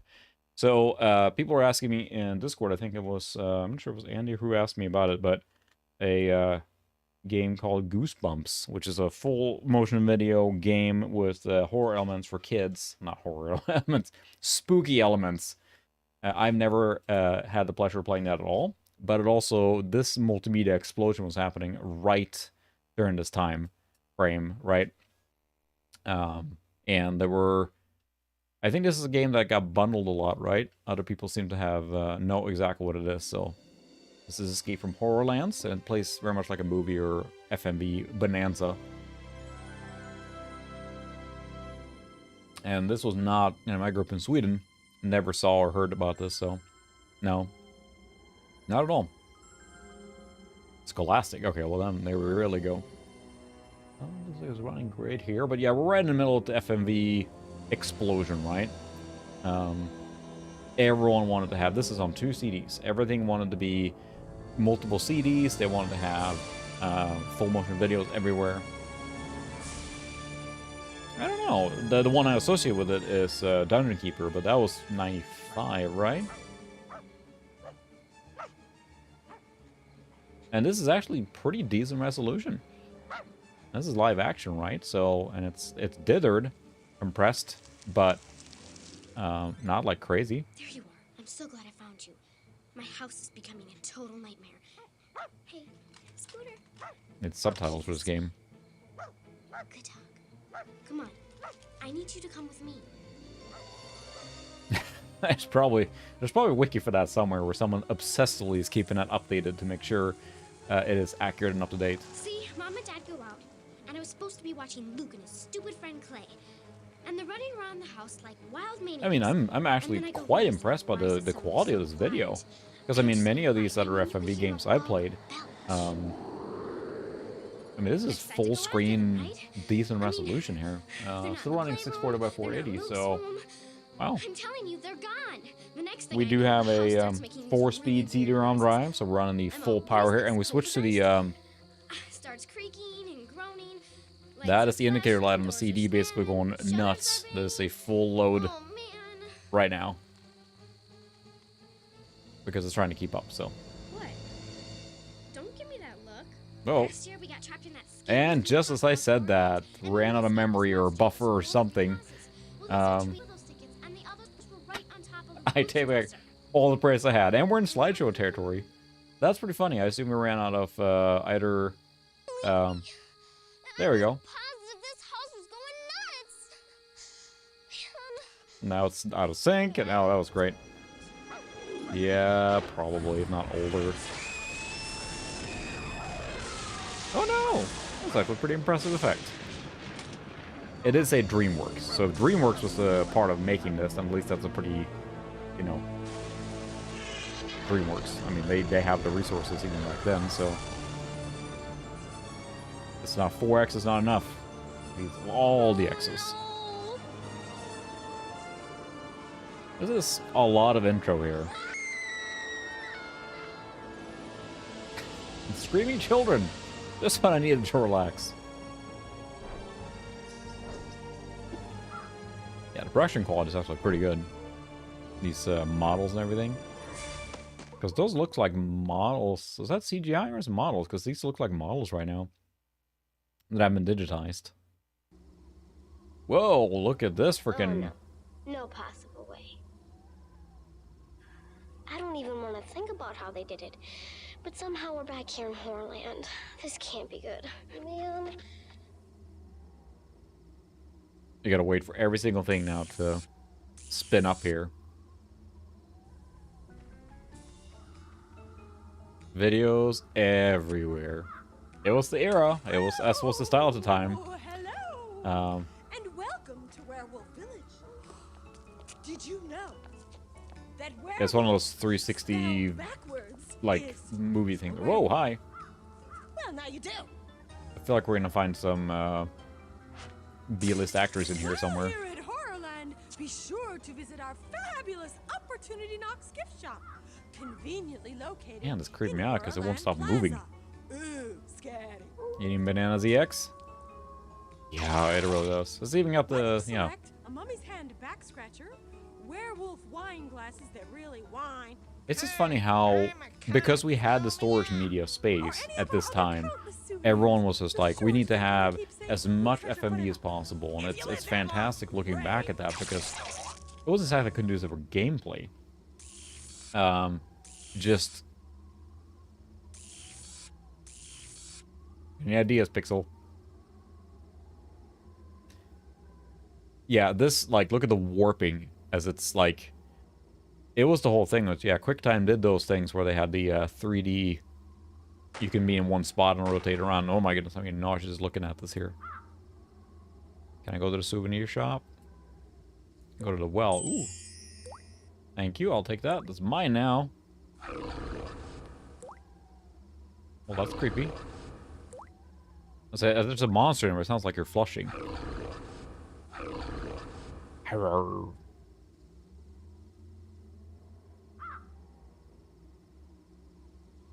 Let's go in the butcher shop. That looks like a good idea. Let's go in the butcher shop. I have a great feeling about this.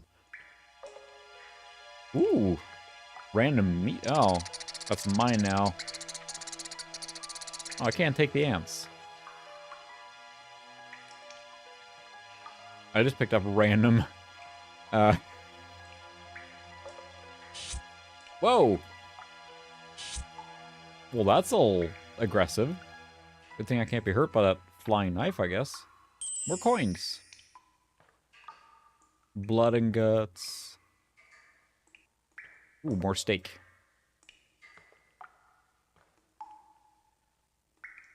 What the? It's not saving my steak, it's ghost steak. What are we doing this for? I say that's a little harsh, like we're doing all this stuff, like knife to the face. Can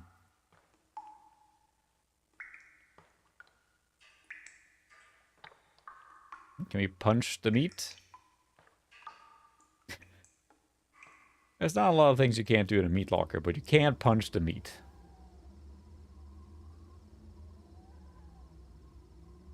Yeah, it definitely has that feel to it. You gotta find the thing, but At least it runs really smooth, and I'm not sure when this game came out. I think it said 96 there, right? In the copyright in the beginning.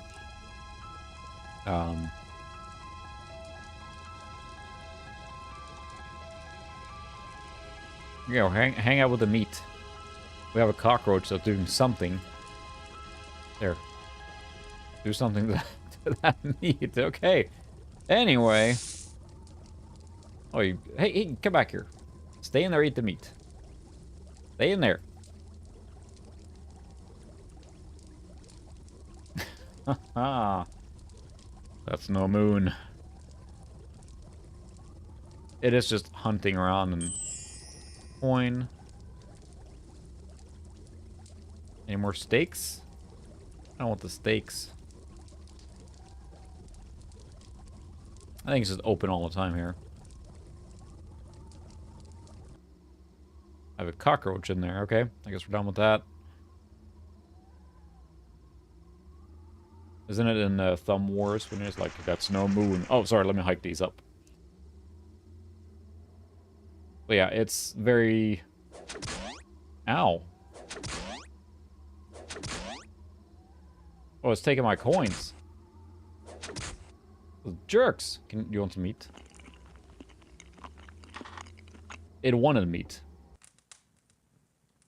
But it took my coins. Donuts.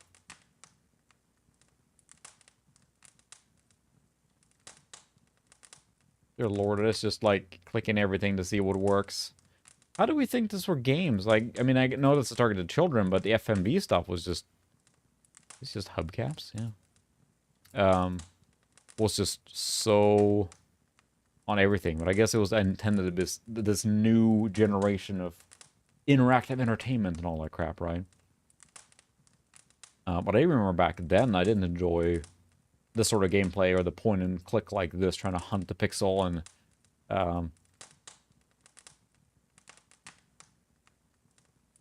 Valve Lost Kings. Bat Barn, the Beast. The Beast. Werewolf Village sounds great.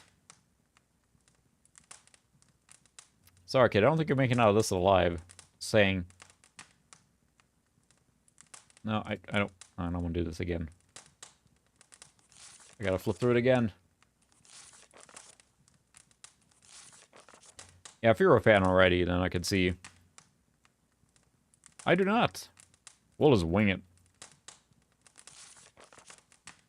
I can't close the book, come on.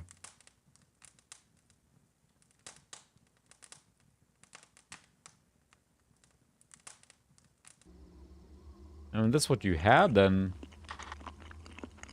I mean, especially if this came with your computer or something, or you already had it, or you got it from Scholastic or something.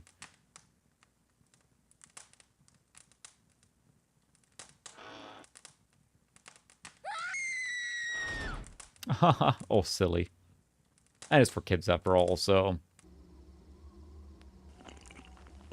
but just the full motion video thing was just so... prevalent in everything. Ooh, look at that.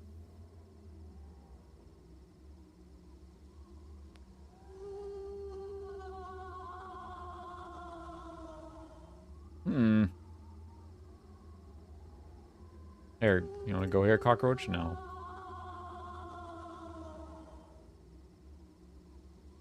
Ugh. The 3D video perspective thing is just... You want a cockroach? No. Can I open this? Oh, come on. They want to come out and play. Sharp, pointy teeth and... I can see that. I mean, it's trying to be educational or something here, right? So... But yeah, I don't think I would have... been able to have enough... Oh, jeez. Enough attention. Oh, look at this.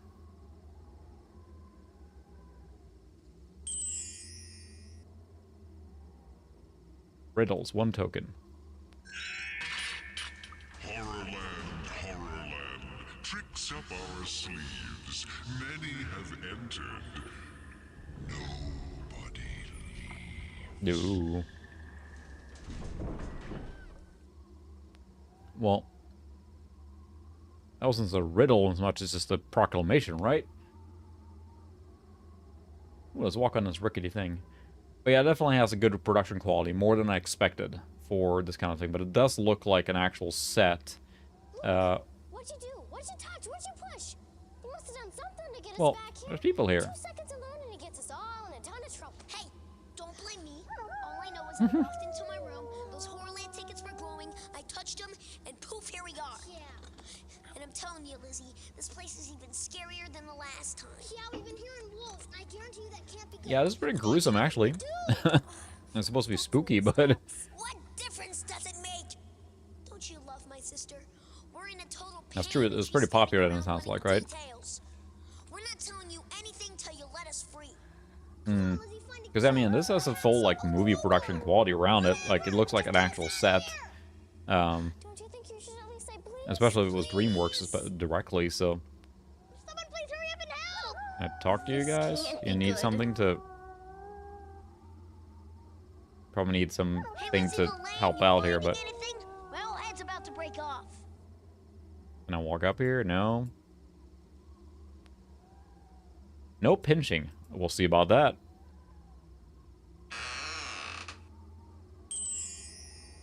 Okay. Can I push the Haruga? No. I imagine, especially with that many, I can only imagine if you had all of them.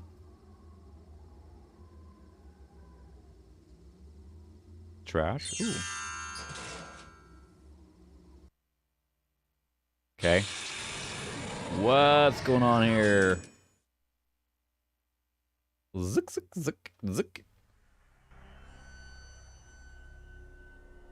CD is reading like crazy. Okay.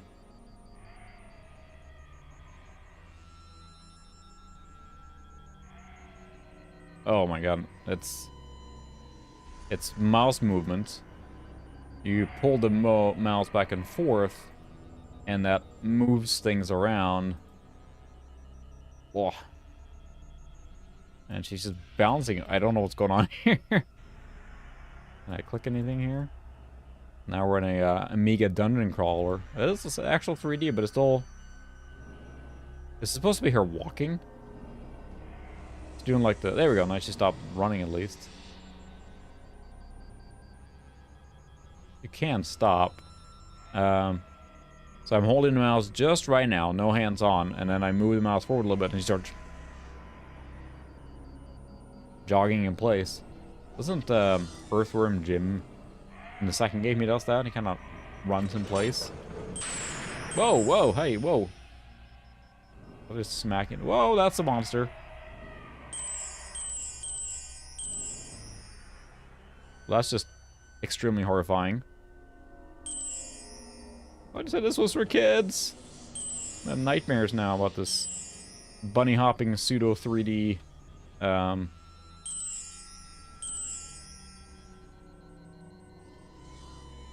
It looks like the was the sewer monster from Dark Forces there.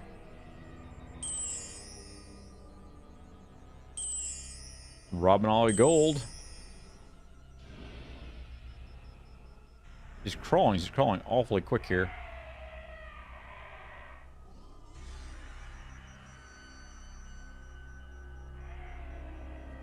Ah! Look at that thing. Where's the exit? Where's the exit? Where's the exit? After I rob some more coins.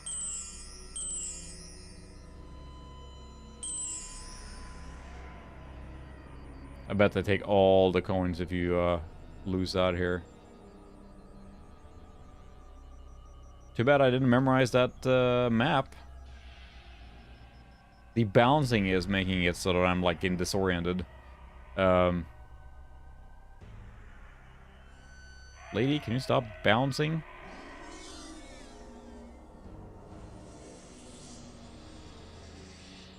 It is the Mace screensaver in this. The terrifying edition.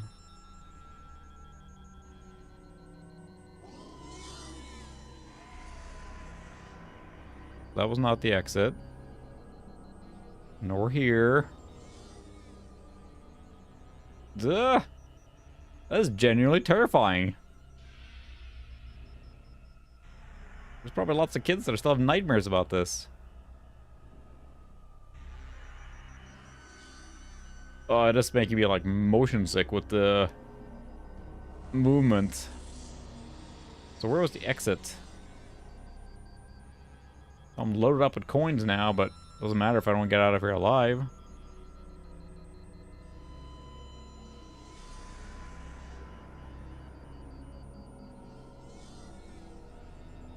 Who designed this thing? It's diabolical.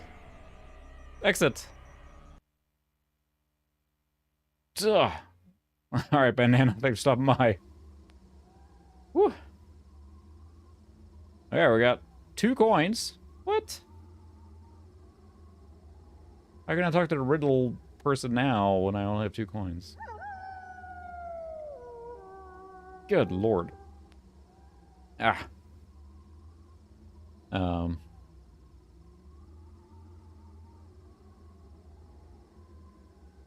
Already fed that one. Oh, they want more.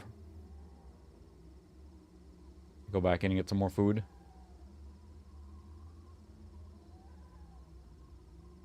That's a horror thing, isn't it? Well, why? I have a really bad feeling about this. Well, yeah. There was a monster chasing you a second ago. Yeah, that actually made me somewhat, like, queasy. Just the movement there, the hopping really was bothersome.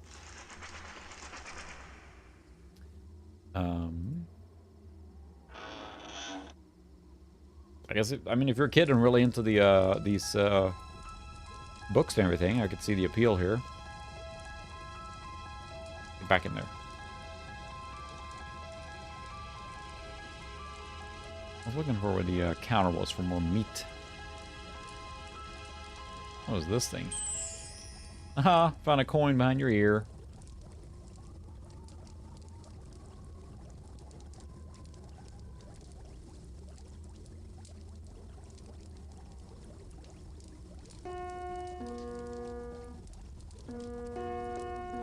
Can I play the piano? Of course you can. Well, I couldn't before. Oh, there was a coins there. I saw them. Ooh, lots of coins. Just walk around robbing everyone here, so.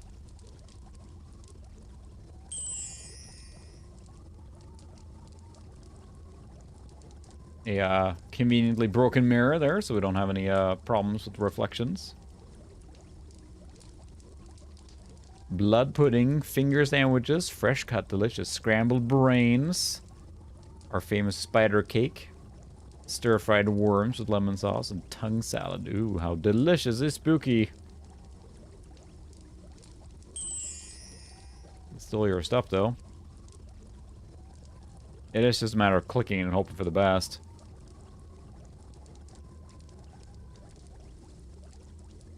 And what's more, I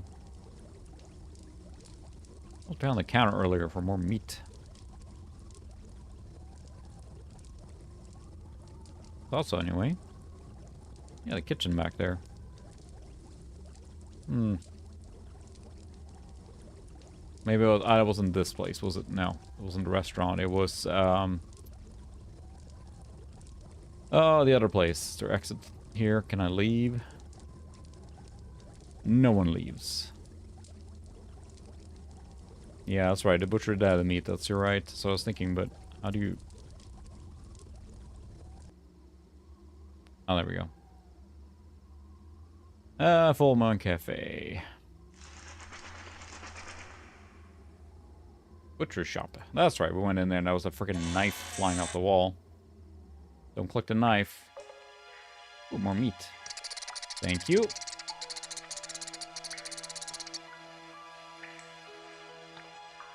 Boy, it's pretty slow to load here now. Oh yeah, he definitely would for sure. That'll be his kind of thing. Not our youngest.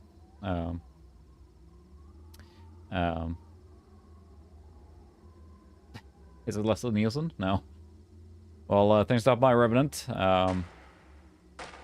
Good Good luck with your kid. I know the feeling. When you wake up, you gotta do what you gotta do. I feed this. Is that Oh, a dog or a wolf? I don't know, but I got some meat. Let's see what it does. Wait.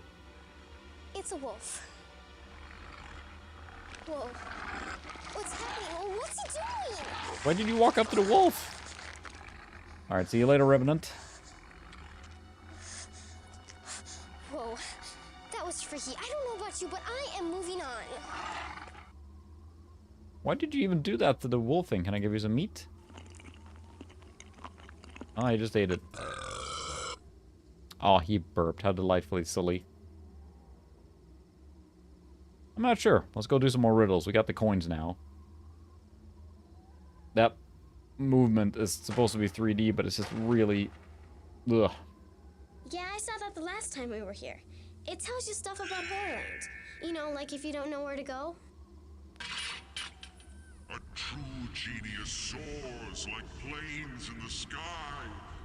If brains were parachutes, you'd never fly. I can't. No, I don't think we're going to get to where whoever's playing Dracula on this one. Unless it's coming up pretty soon. I don't think we're going to get much further here, honestly.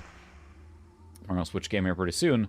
You can just say who is playing if you want, but...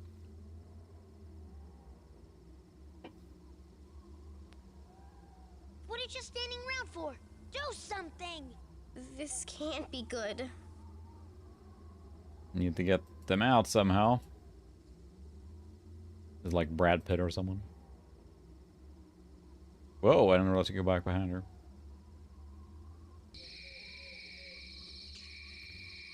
Yeah, the riddle thing there was really difficult. I have a really bad feeling about this.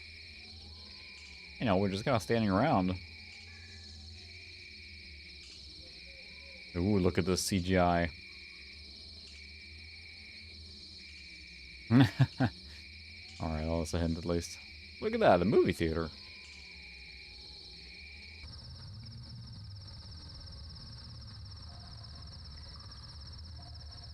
Horrorland Museum. There's a pretty big world there to walk around. Sure, nothing bad in here. Guillotine. Well, that's nice. Shortly after finishing Horrorland, I realized I didn't want to live here alone. So I created my Spooky. cosmic monster attractor. Ooh, money. Soon, every werewolf, vampire, mummy, and dispirited spirit came spiraling through the stratosphere to... You know, Horrorland may 3G. seem like 3D. a It's a new scary, thing. foreboding place. Because it is! Oh, for me. I mean, the production quality is very impressive. Tortured screams of terrified tots. To see Really impressive, children honestly, because, I mean, I wasn't crying putting a very... But then again, like hysterically everyone's saying, too, Goosebumps seems like to they just hear their sold so much they could unbridled afford shrieks. to do a proper production What could versus kinda, possibly be more you know, fun? doing it half... Well, whatever. Be a good game to play on Halloween or around that thing. Like maybe the kids would like playing this during If I Halloween. had to grow up Well, one of them would enjoy it, but the other alone, ones why shouldn't everyone be as unhappy as would... me? at least one of them would not enjoy it, but Suffered. our middle one definitely would. You should too.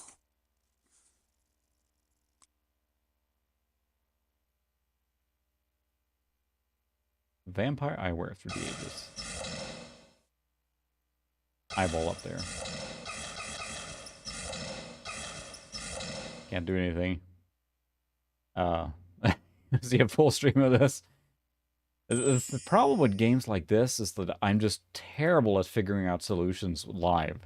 Like, I enjoy the point-and-click adventure games, but it could take me a long time to figure out the stuff, and I think it would just get boring because I'm just staring a solution right there and I wouldn't figure it out. Ooh. Well, I'll rob all the monies here. 13.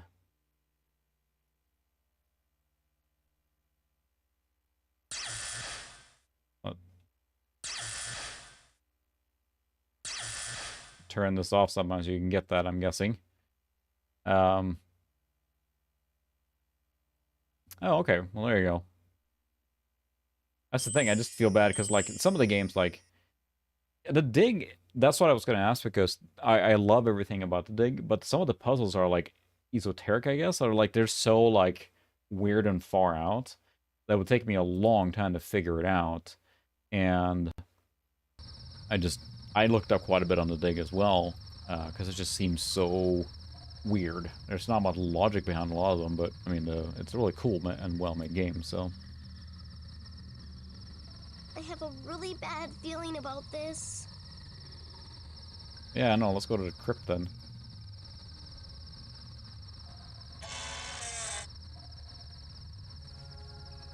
Whoa, hello. That's random. Hmm.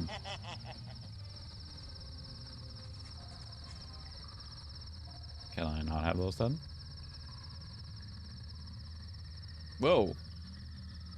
Working laser beams on their eyes. Okay. Boy, they took some time animating that piece there. Yeah, I never played through Grim Fandango either. I feel bad saying that, but 10 is blocked, so let's go for 9. Whee! Is the character riding anything, or just... Game over?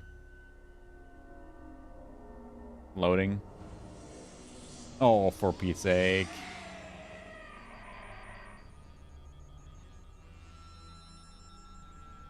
Yeah, no thank you. I don't want to do that again.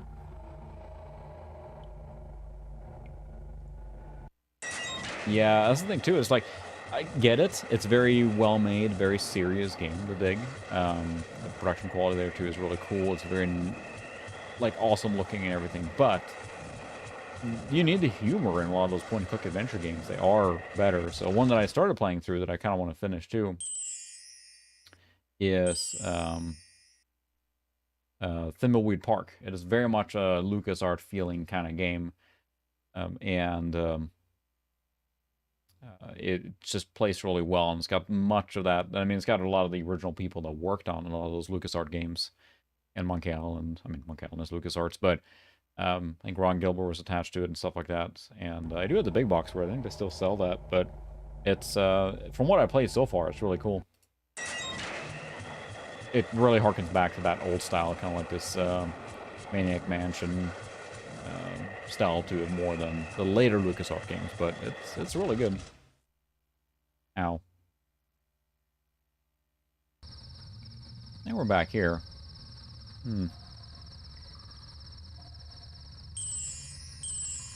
Take all the monies. Oh, I don't want to go through this. Ooh, a hammer. There we go.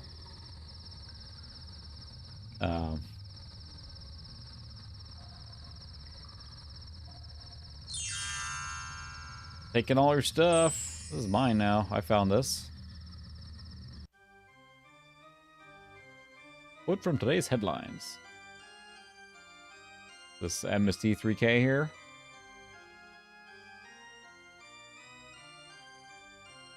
Now see it come through.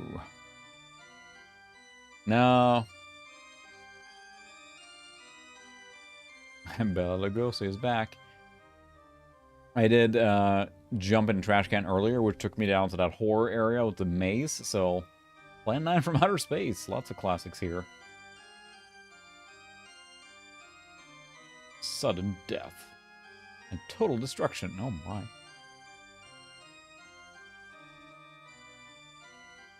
Is this the, they're just looping through a whole bunch of stuff here now.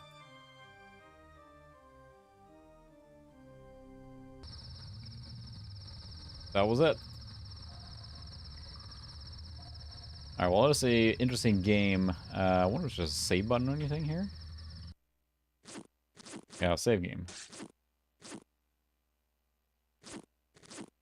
Score. 20 out of 777.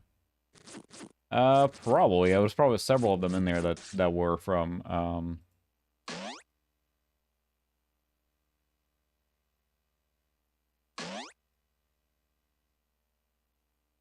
Oh, you can, I see. You can pay tokens to get a little clue there. So that was the actual clue system, but it's neat. I will say, totally surprised by production quality there. Oh yeah, you're right. I probably is that one. One of those. Let's see what else we got here. More racing games. And then I did that. And then, yeah, let's maybe go back to DOS. Jeff Goldblum. That, well, I guess, I mean, again, it was DreamWorks, right? They had the resources to do that. They did it right then. I believe it is, that's a lot of game to get through there, but that's fantastic. That's terrific. Because I think the rest of the games I have on here are probably mostly yeah, we'll go back to DOS and do a little more stuff there. Because that's this thing. I loaded us up with DOS games more because that is more the era, but there's something deliciously satisfying with the FMV era of the Windows 95 time there. A friend had also, I mean, a little before, but a 486 50. And there was a Packard Bell, and I spent a lot of time at my friend's house then playing games, and that's where I played TIE Fighter, and I'm trying to think of a whole bunch of different games. And the multimedia was in full swing. The Packard Bell Navigator had a bunch of bundled stuff with, like, you know, inside your body and all that stuff. And yeah, that's, I mean, he's a good fit for that, to say the least, but the fact that he did something like this, but again, if, like, it sounded like Goosebumps had a lot of cash, it was not much of a reach. Because that felt like a solid product. I mean, it was setting out to do what it was trying to do, and it was working well. The video was good quality, the set pieces were good quality, the acting was good. I mean, I'm pleasantly surprised. And thanks for the suggestion, whoever suggested it in Discord originally. But, oh, put a picture in. That's fantastic. There's a picture of him in Discord, and that's just great. One that, well, let's try some Ignition now, because I like that game a lot.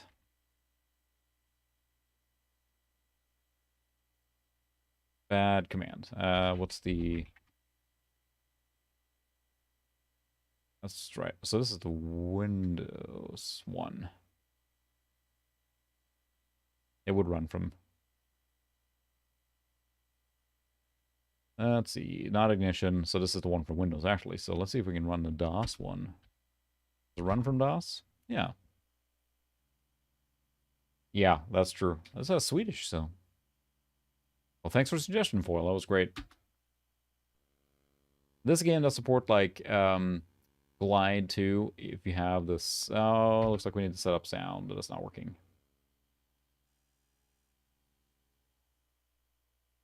Do that. Setup. This cannot run in DOS mode. So it has sound in there. DOS inst. Oh, okay. Fine, we'll install a separate location then. I'm getting some. Could not open file. Going great. All right, we'll run this from Windows later then. Never mind. So let's do some stream. I think I have to have the CD in for that. It's Extreme Assault. Someone else suggested that as well in Discord, and it is a arcade-style helicopter shooting game. So. No, but it was going to the subfolder C Ignition, so that should be fine. I mean, I have other games like that too, but I think it runs from Windows just fine, so we'll do that later. But Is it just extreme? Yeah, this has 3D effect support and glide and everything, but we do not have that, of course. So we're going to run it with the standard start, I guess. No extremes. Hey, what do you mean? The CD's in there.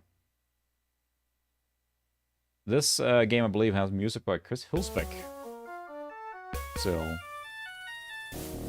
and we get to listen to it via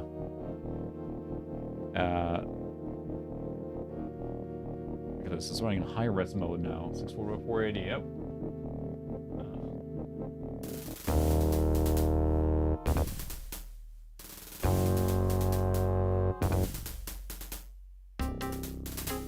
Yeah.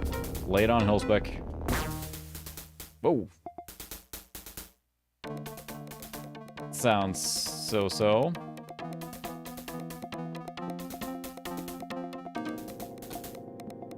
Let's see. Sound setup. MIDI is what we got. Yeah, the MIDI, high color cinemascope. We'll see if it runs like that. Graphic detail. Hi, oh, we got MMX Technologies on. We got max power here now. Don't have joystick. Up, down, drifting. Rockets. Fires control. Mark target. Alright. Okay, I can't do new game because it didn't take the CD. CD's in there.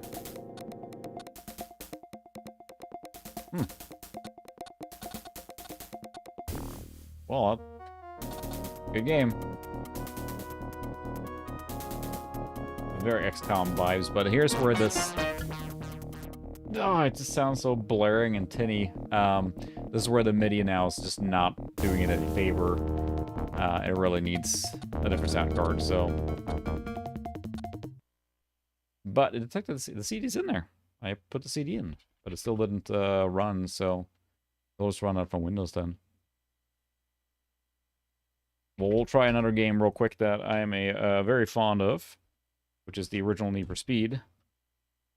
Do that quick, and then we'll hop back into Windows, so... Yeah, that's true. Funny, this is my original copy of Need for Speed. I have the big box for it still. I had a little, one of those little drawer things that you can put CDs in, and it would lift up the CDs through a little mechanism. And you had a number corresponding, so this says number 9 on there. So I actually had this in that thing. It was one of those cylindrical things.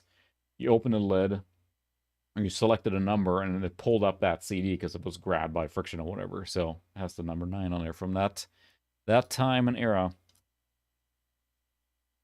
But yeah, this computer, or this era of computer, like this late DOS, early Windows 95, and it just gave you so much, and I spent so much time. That is very loud. That sounds like a clipping again. But this game is through the roof on production quality. It's hard to overstate coming from like early DOS like racing games, which, I mean, DOS racing in 3D wasn't that great in the beginning, right? And then you started getting stuff like this, like in 95, and like the amount of quality and depth, and it's just, I remember watching these and just drooling over the cars, thought it was so cool. I mean, it's so 90s too, it hurts, but it's amazing. There's multiple different intros videos too, I think, so.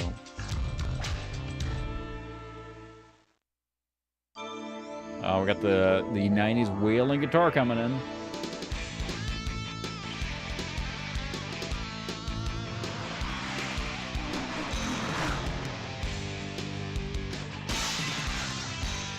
Fantastic. Fantastic. It transports you back directly to the 90s, so...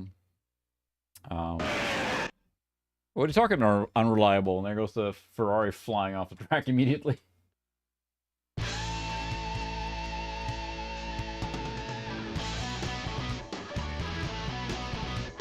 So delicious in the 90s. And one of my favorite things about this, I'll turn it down a little more here,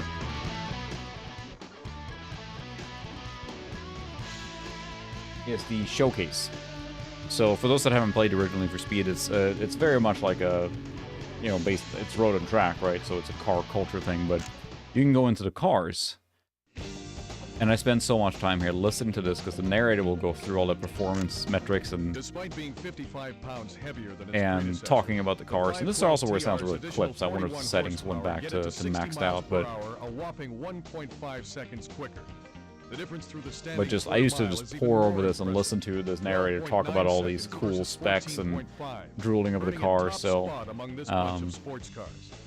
Though its tail can be provoked into oversteer, the 512 TR prefers gentle understeer and exhibits a docility Oh, that really? belies its rear heavy I weight say we have Toyota distribution. and a Subaru, and the unassisted Toyota's been steering, flawless, though and the very Subaru precise, hasn't had can many be problems heavy in either. But low-speed both turns. bought them new, but still running just fine. Not saying they won't forever, but Toyota minivan is pretty unexciting. But yeah, I would spend like literal hours going through every single segment there. We'll do some racing here now. With my favorite from that era, of course, the Supra. Let's see, we'll do a different. We'll do the Alpine, of course.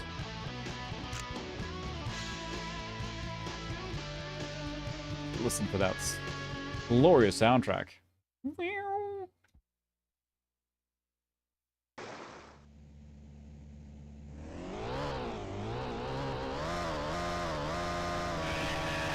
I put it in gear.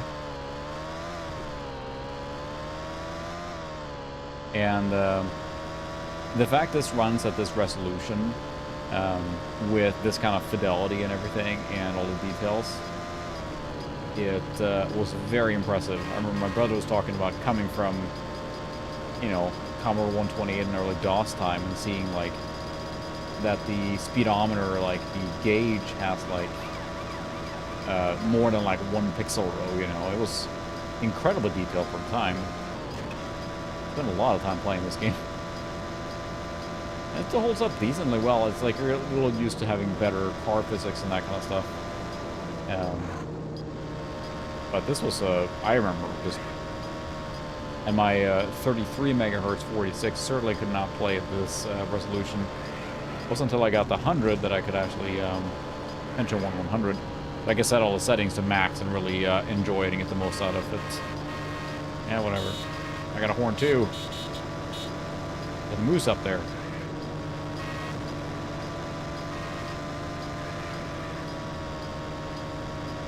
And just like to see what was possible. I know this was on a lot of different systems at the time too.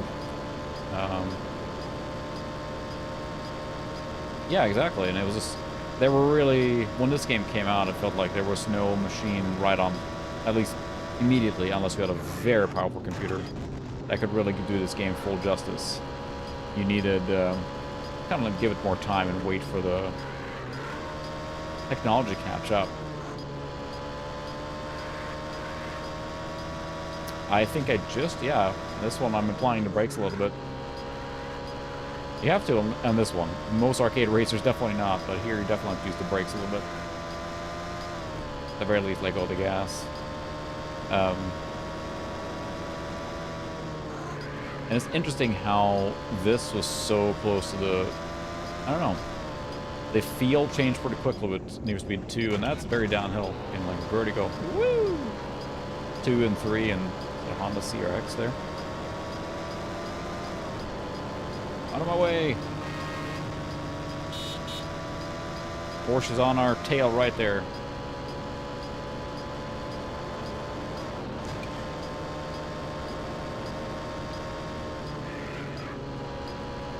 I'm focusing now on all these racing games. Yeah, it... Oh, come on. It's, it is a little interesting because they went very arcadey for a while there, it feels like. I mean, I played a lot of Need for Speed games. This one feels much more like, I would say it's like pure simulation, but oh wow, that's a cliff there. But it much more...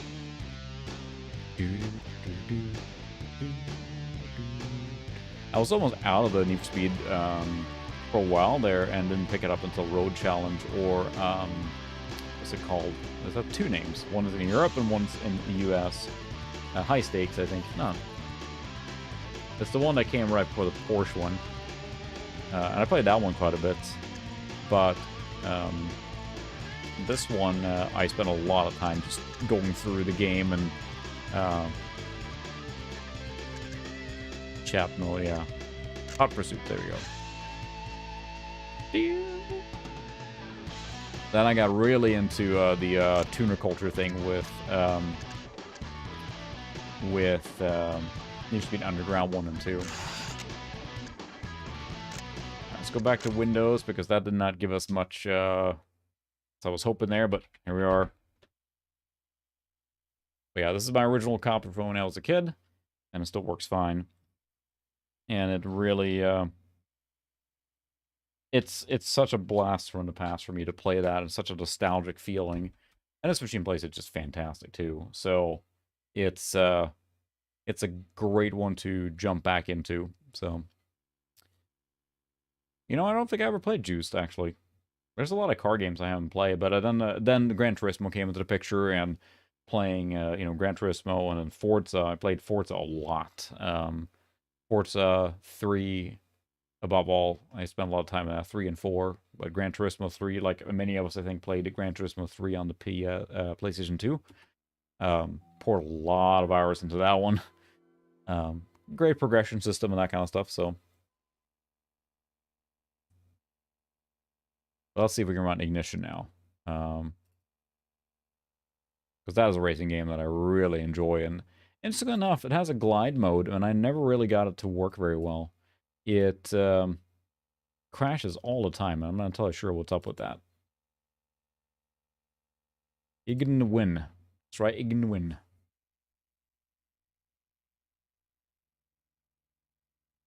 What's the resolution here? 528. We got a viewport that's kind of messed up here now. Very quiet. Can we change resolution because this is kind of crummy here. Graphics option. It is not 800 by 600. I will tell you. Oh, that's the one you get into the game, I think. All right, fine. We'll maybe go 640. Yeah, there we go. 640 by 480.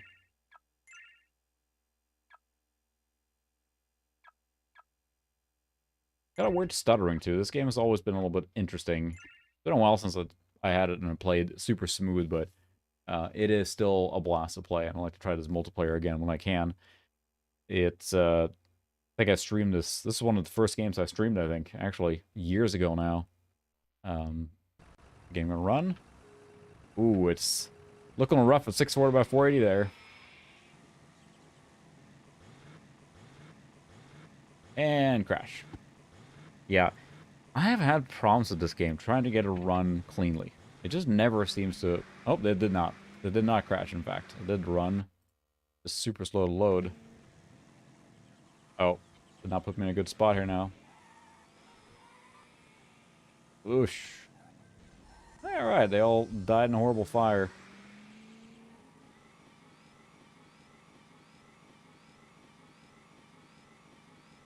What's going on? Every time I press Alt. Oh, I see.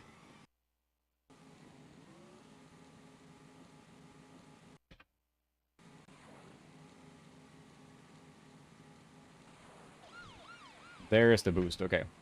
Very choppy. Yeah, I'll have to change the settings. There's no CD in the drive right now, so this one is... I do have the CD for it, but this one's installed directly from hard drive. And, it's weird. I thought this ran smoother, but it is a really fun game, so we have to just set the resolution even lower or turn off some details. But it plays really fun. It's got a little bit kind of this Micro Machines feel to it. This one, I know the stages pretty well, so it's pretty hard later on.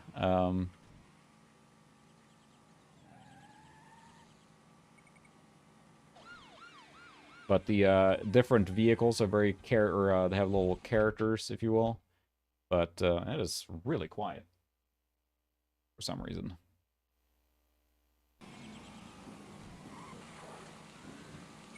There's a school bus you can race with that basically the children on the school bus start screaming every time you use the boost, which is a pretty neat little thing.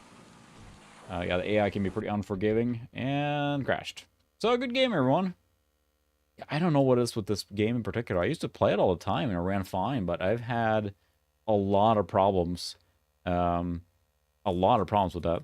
Oh, yeah, Rock and Roll Racing is amazing. I used to play that on Super Nintendo a ton, and yeah, it's all 80s rock and roll, and it's amazing. There's a secret trick to get to play Olaf from Three Vikings, or Lost Vikings, to be able to, you can select that as a special character on the select screen, so it is really fun, but it's too bad the Ignition didn't run very well here. It's just, I try it again one more time, because it is a really fun game. I'll run at a little low resolution maybe, let's see if it runs.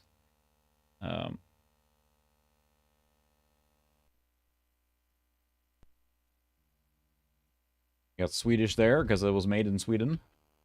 UDS, or UDS, I can't remember what they were bought by now, but... let's see, graphic options. 320 by 240, alright. We'll go, old school.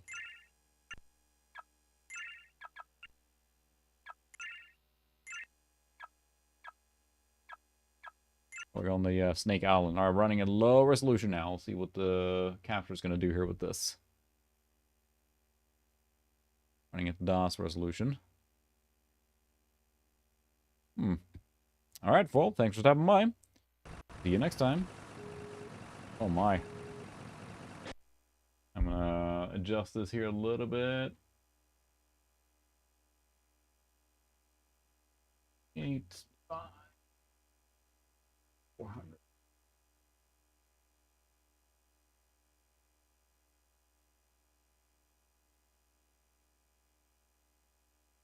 There, I'm not going to spend too much time just adjusting it, but just so we can see what's going on here. There we go. This is about the speed it should run at. And I played this probably on more powerful machines, or at least with, like, you know, Voodoo 3 era machines, then it runs usually really well. It's probably more of a Windows 98 game, I suppose, than 95, but I think I played all this game through on my P100 even. But with Voodoo, I'm pretty sure. But it does look really good in software mode, even at this low resolution. It's a very fun game. Haha! Thanks for stopping by, Mike Boy, with that fantastic pun there. It is still a great tower, but again, like I mentioned, I'm not sure if I'll keep this one, mostly from the sake of I have other machines that do the same thing. But it is just so huge from a storage perspective. So. But still, I love the era. Oh. I don't want to get run over by hovercrafts. They might be full of eels, so...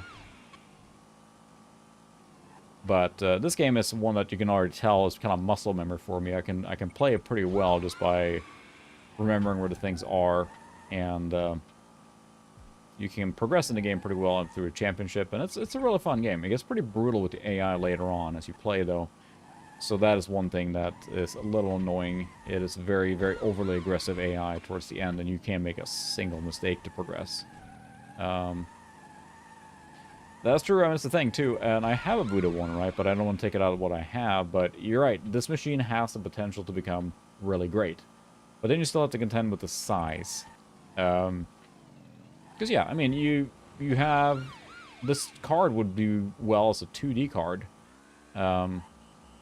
And also stylistic, like it looks really nice with the chonky wheels and design of this game.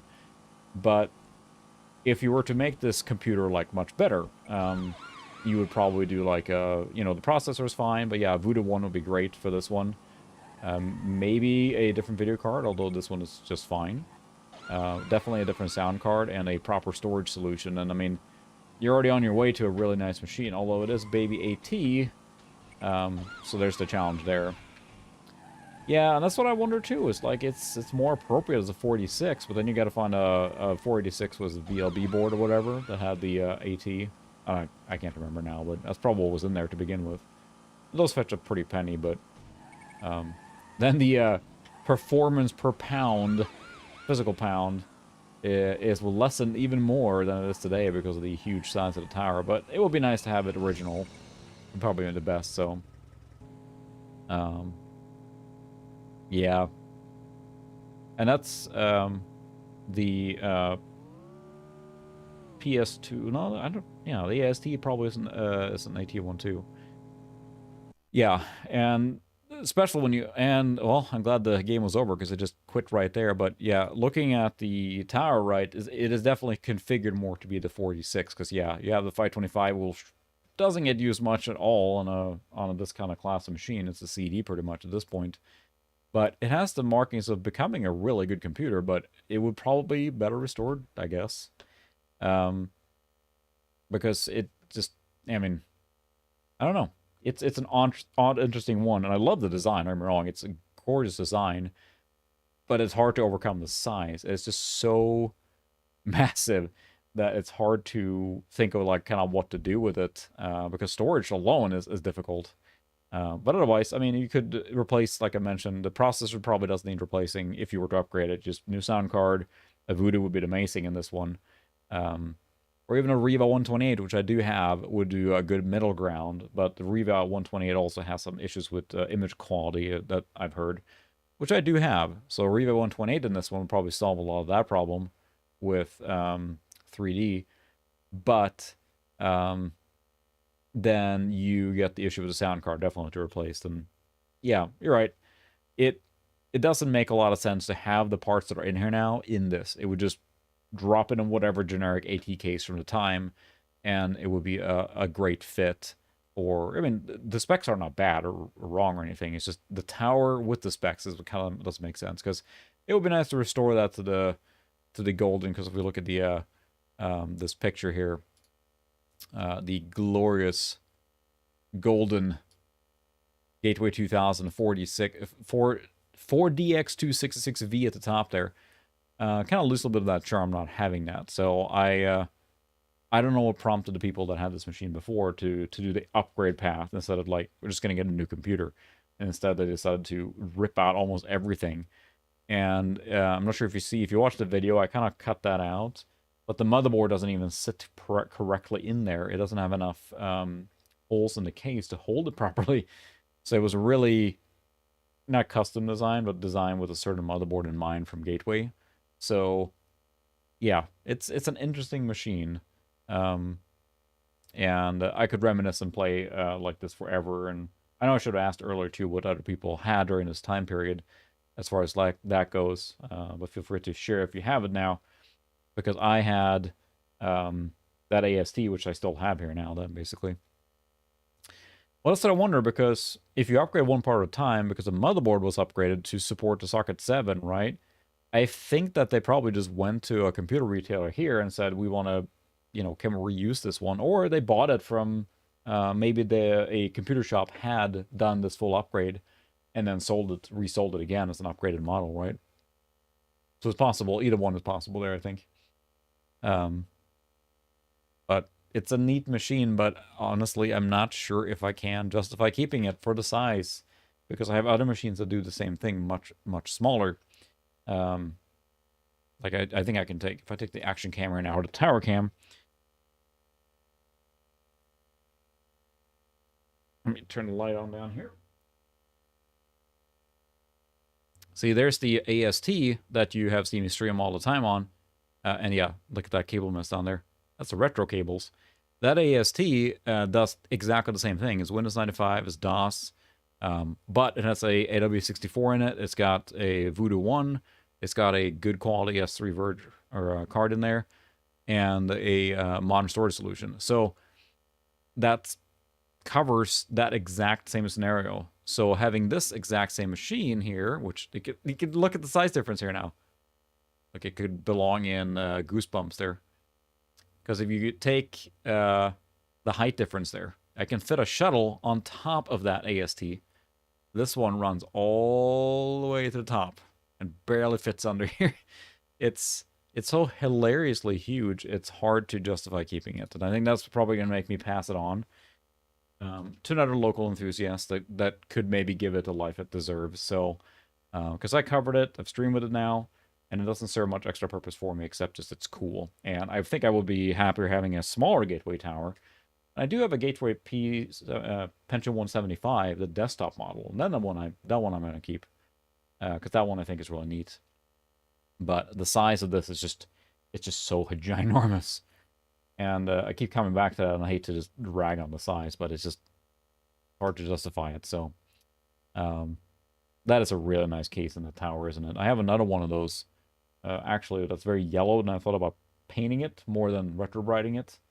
So I haven't decided what to do with that, because I don't want to build another P3, which is exactly what I have in this one. So anyway, I think I'm going to call it there. Thanks, everyone, for joining. This is a really fascinating machine, and it's been fun to play with. But now I'm hoping to just kind of... That's what I'm trying to do, is just, like, get these machines, you know, mess with them, cover them, stream with them, and then kind of let them move on to someone else who might be interested in them, so I don't just hoard too much. So I can have some rotation on stuff. I'm trying to get better about the hoarding piece, so... but it's a fun stream. It's a super fun time period to explore. The machine is probably as good as it's going to get at the moment with the parts that are in it that I have. But if I kept it, I would do probably even more to it. So, but anyway, I think I'm going to call it there for tonight. I appreciate everyone joining. Started working on the next video already. I'm going to stick to my one video a month. And I'm also going to try and record another one of my Let's Plays for Crusader No Regret as well. So more content on the way. But as always, I will see everyone on Discord. I appreciate everyone hanging out tonight. And have a good night, and I'll see you next week. Good night.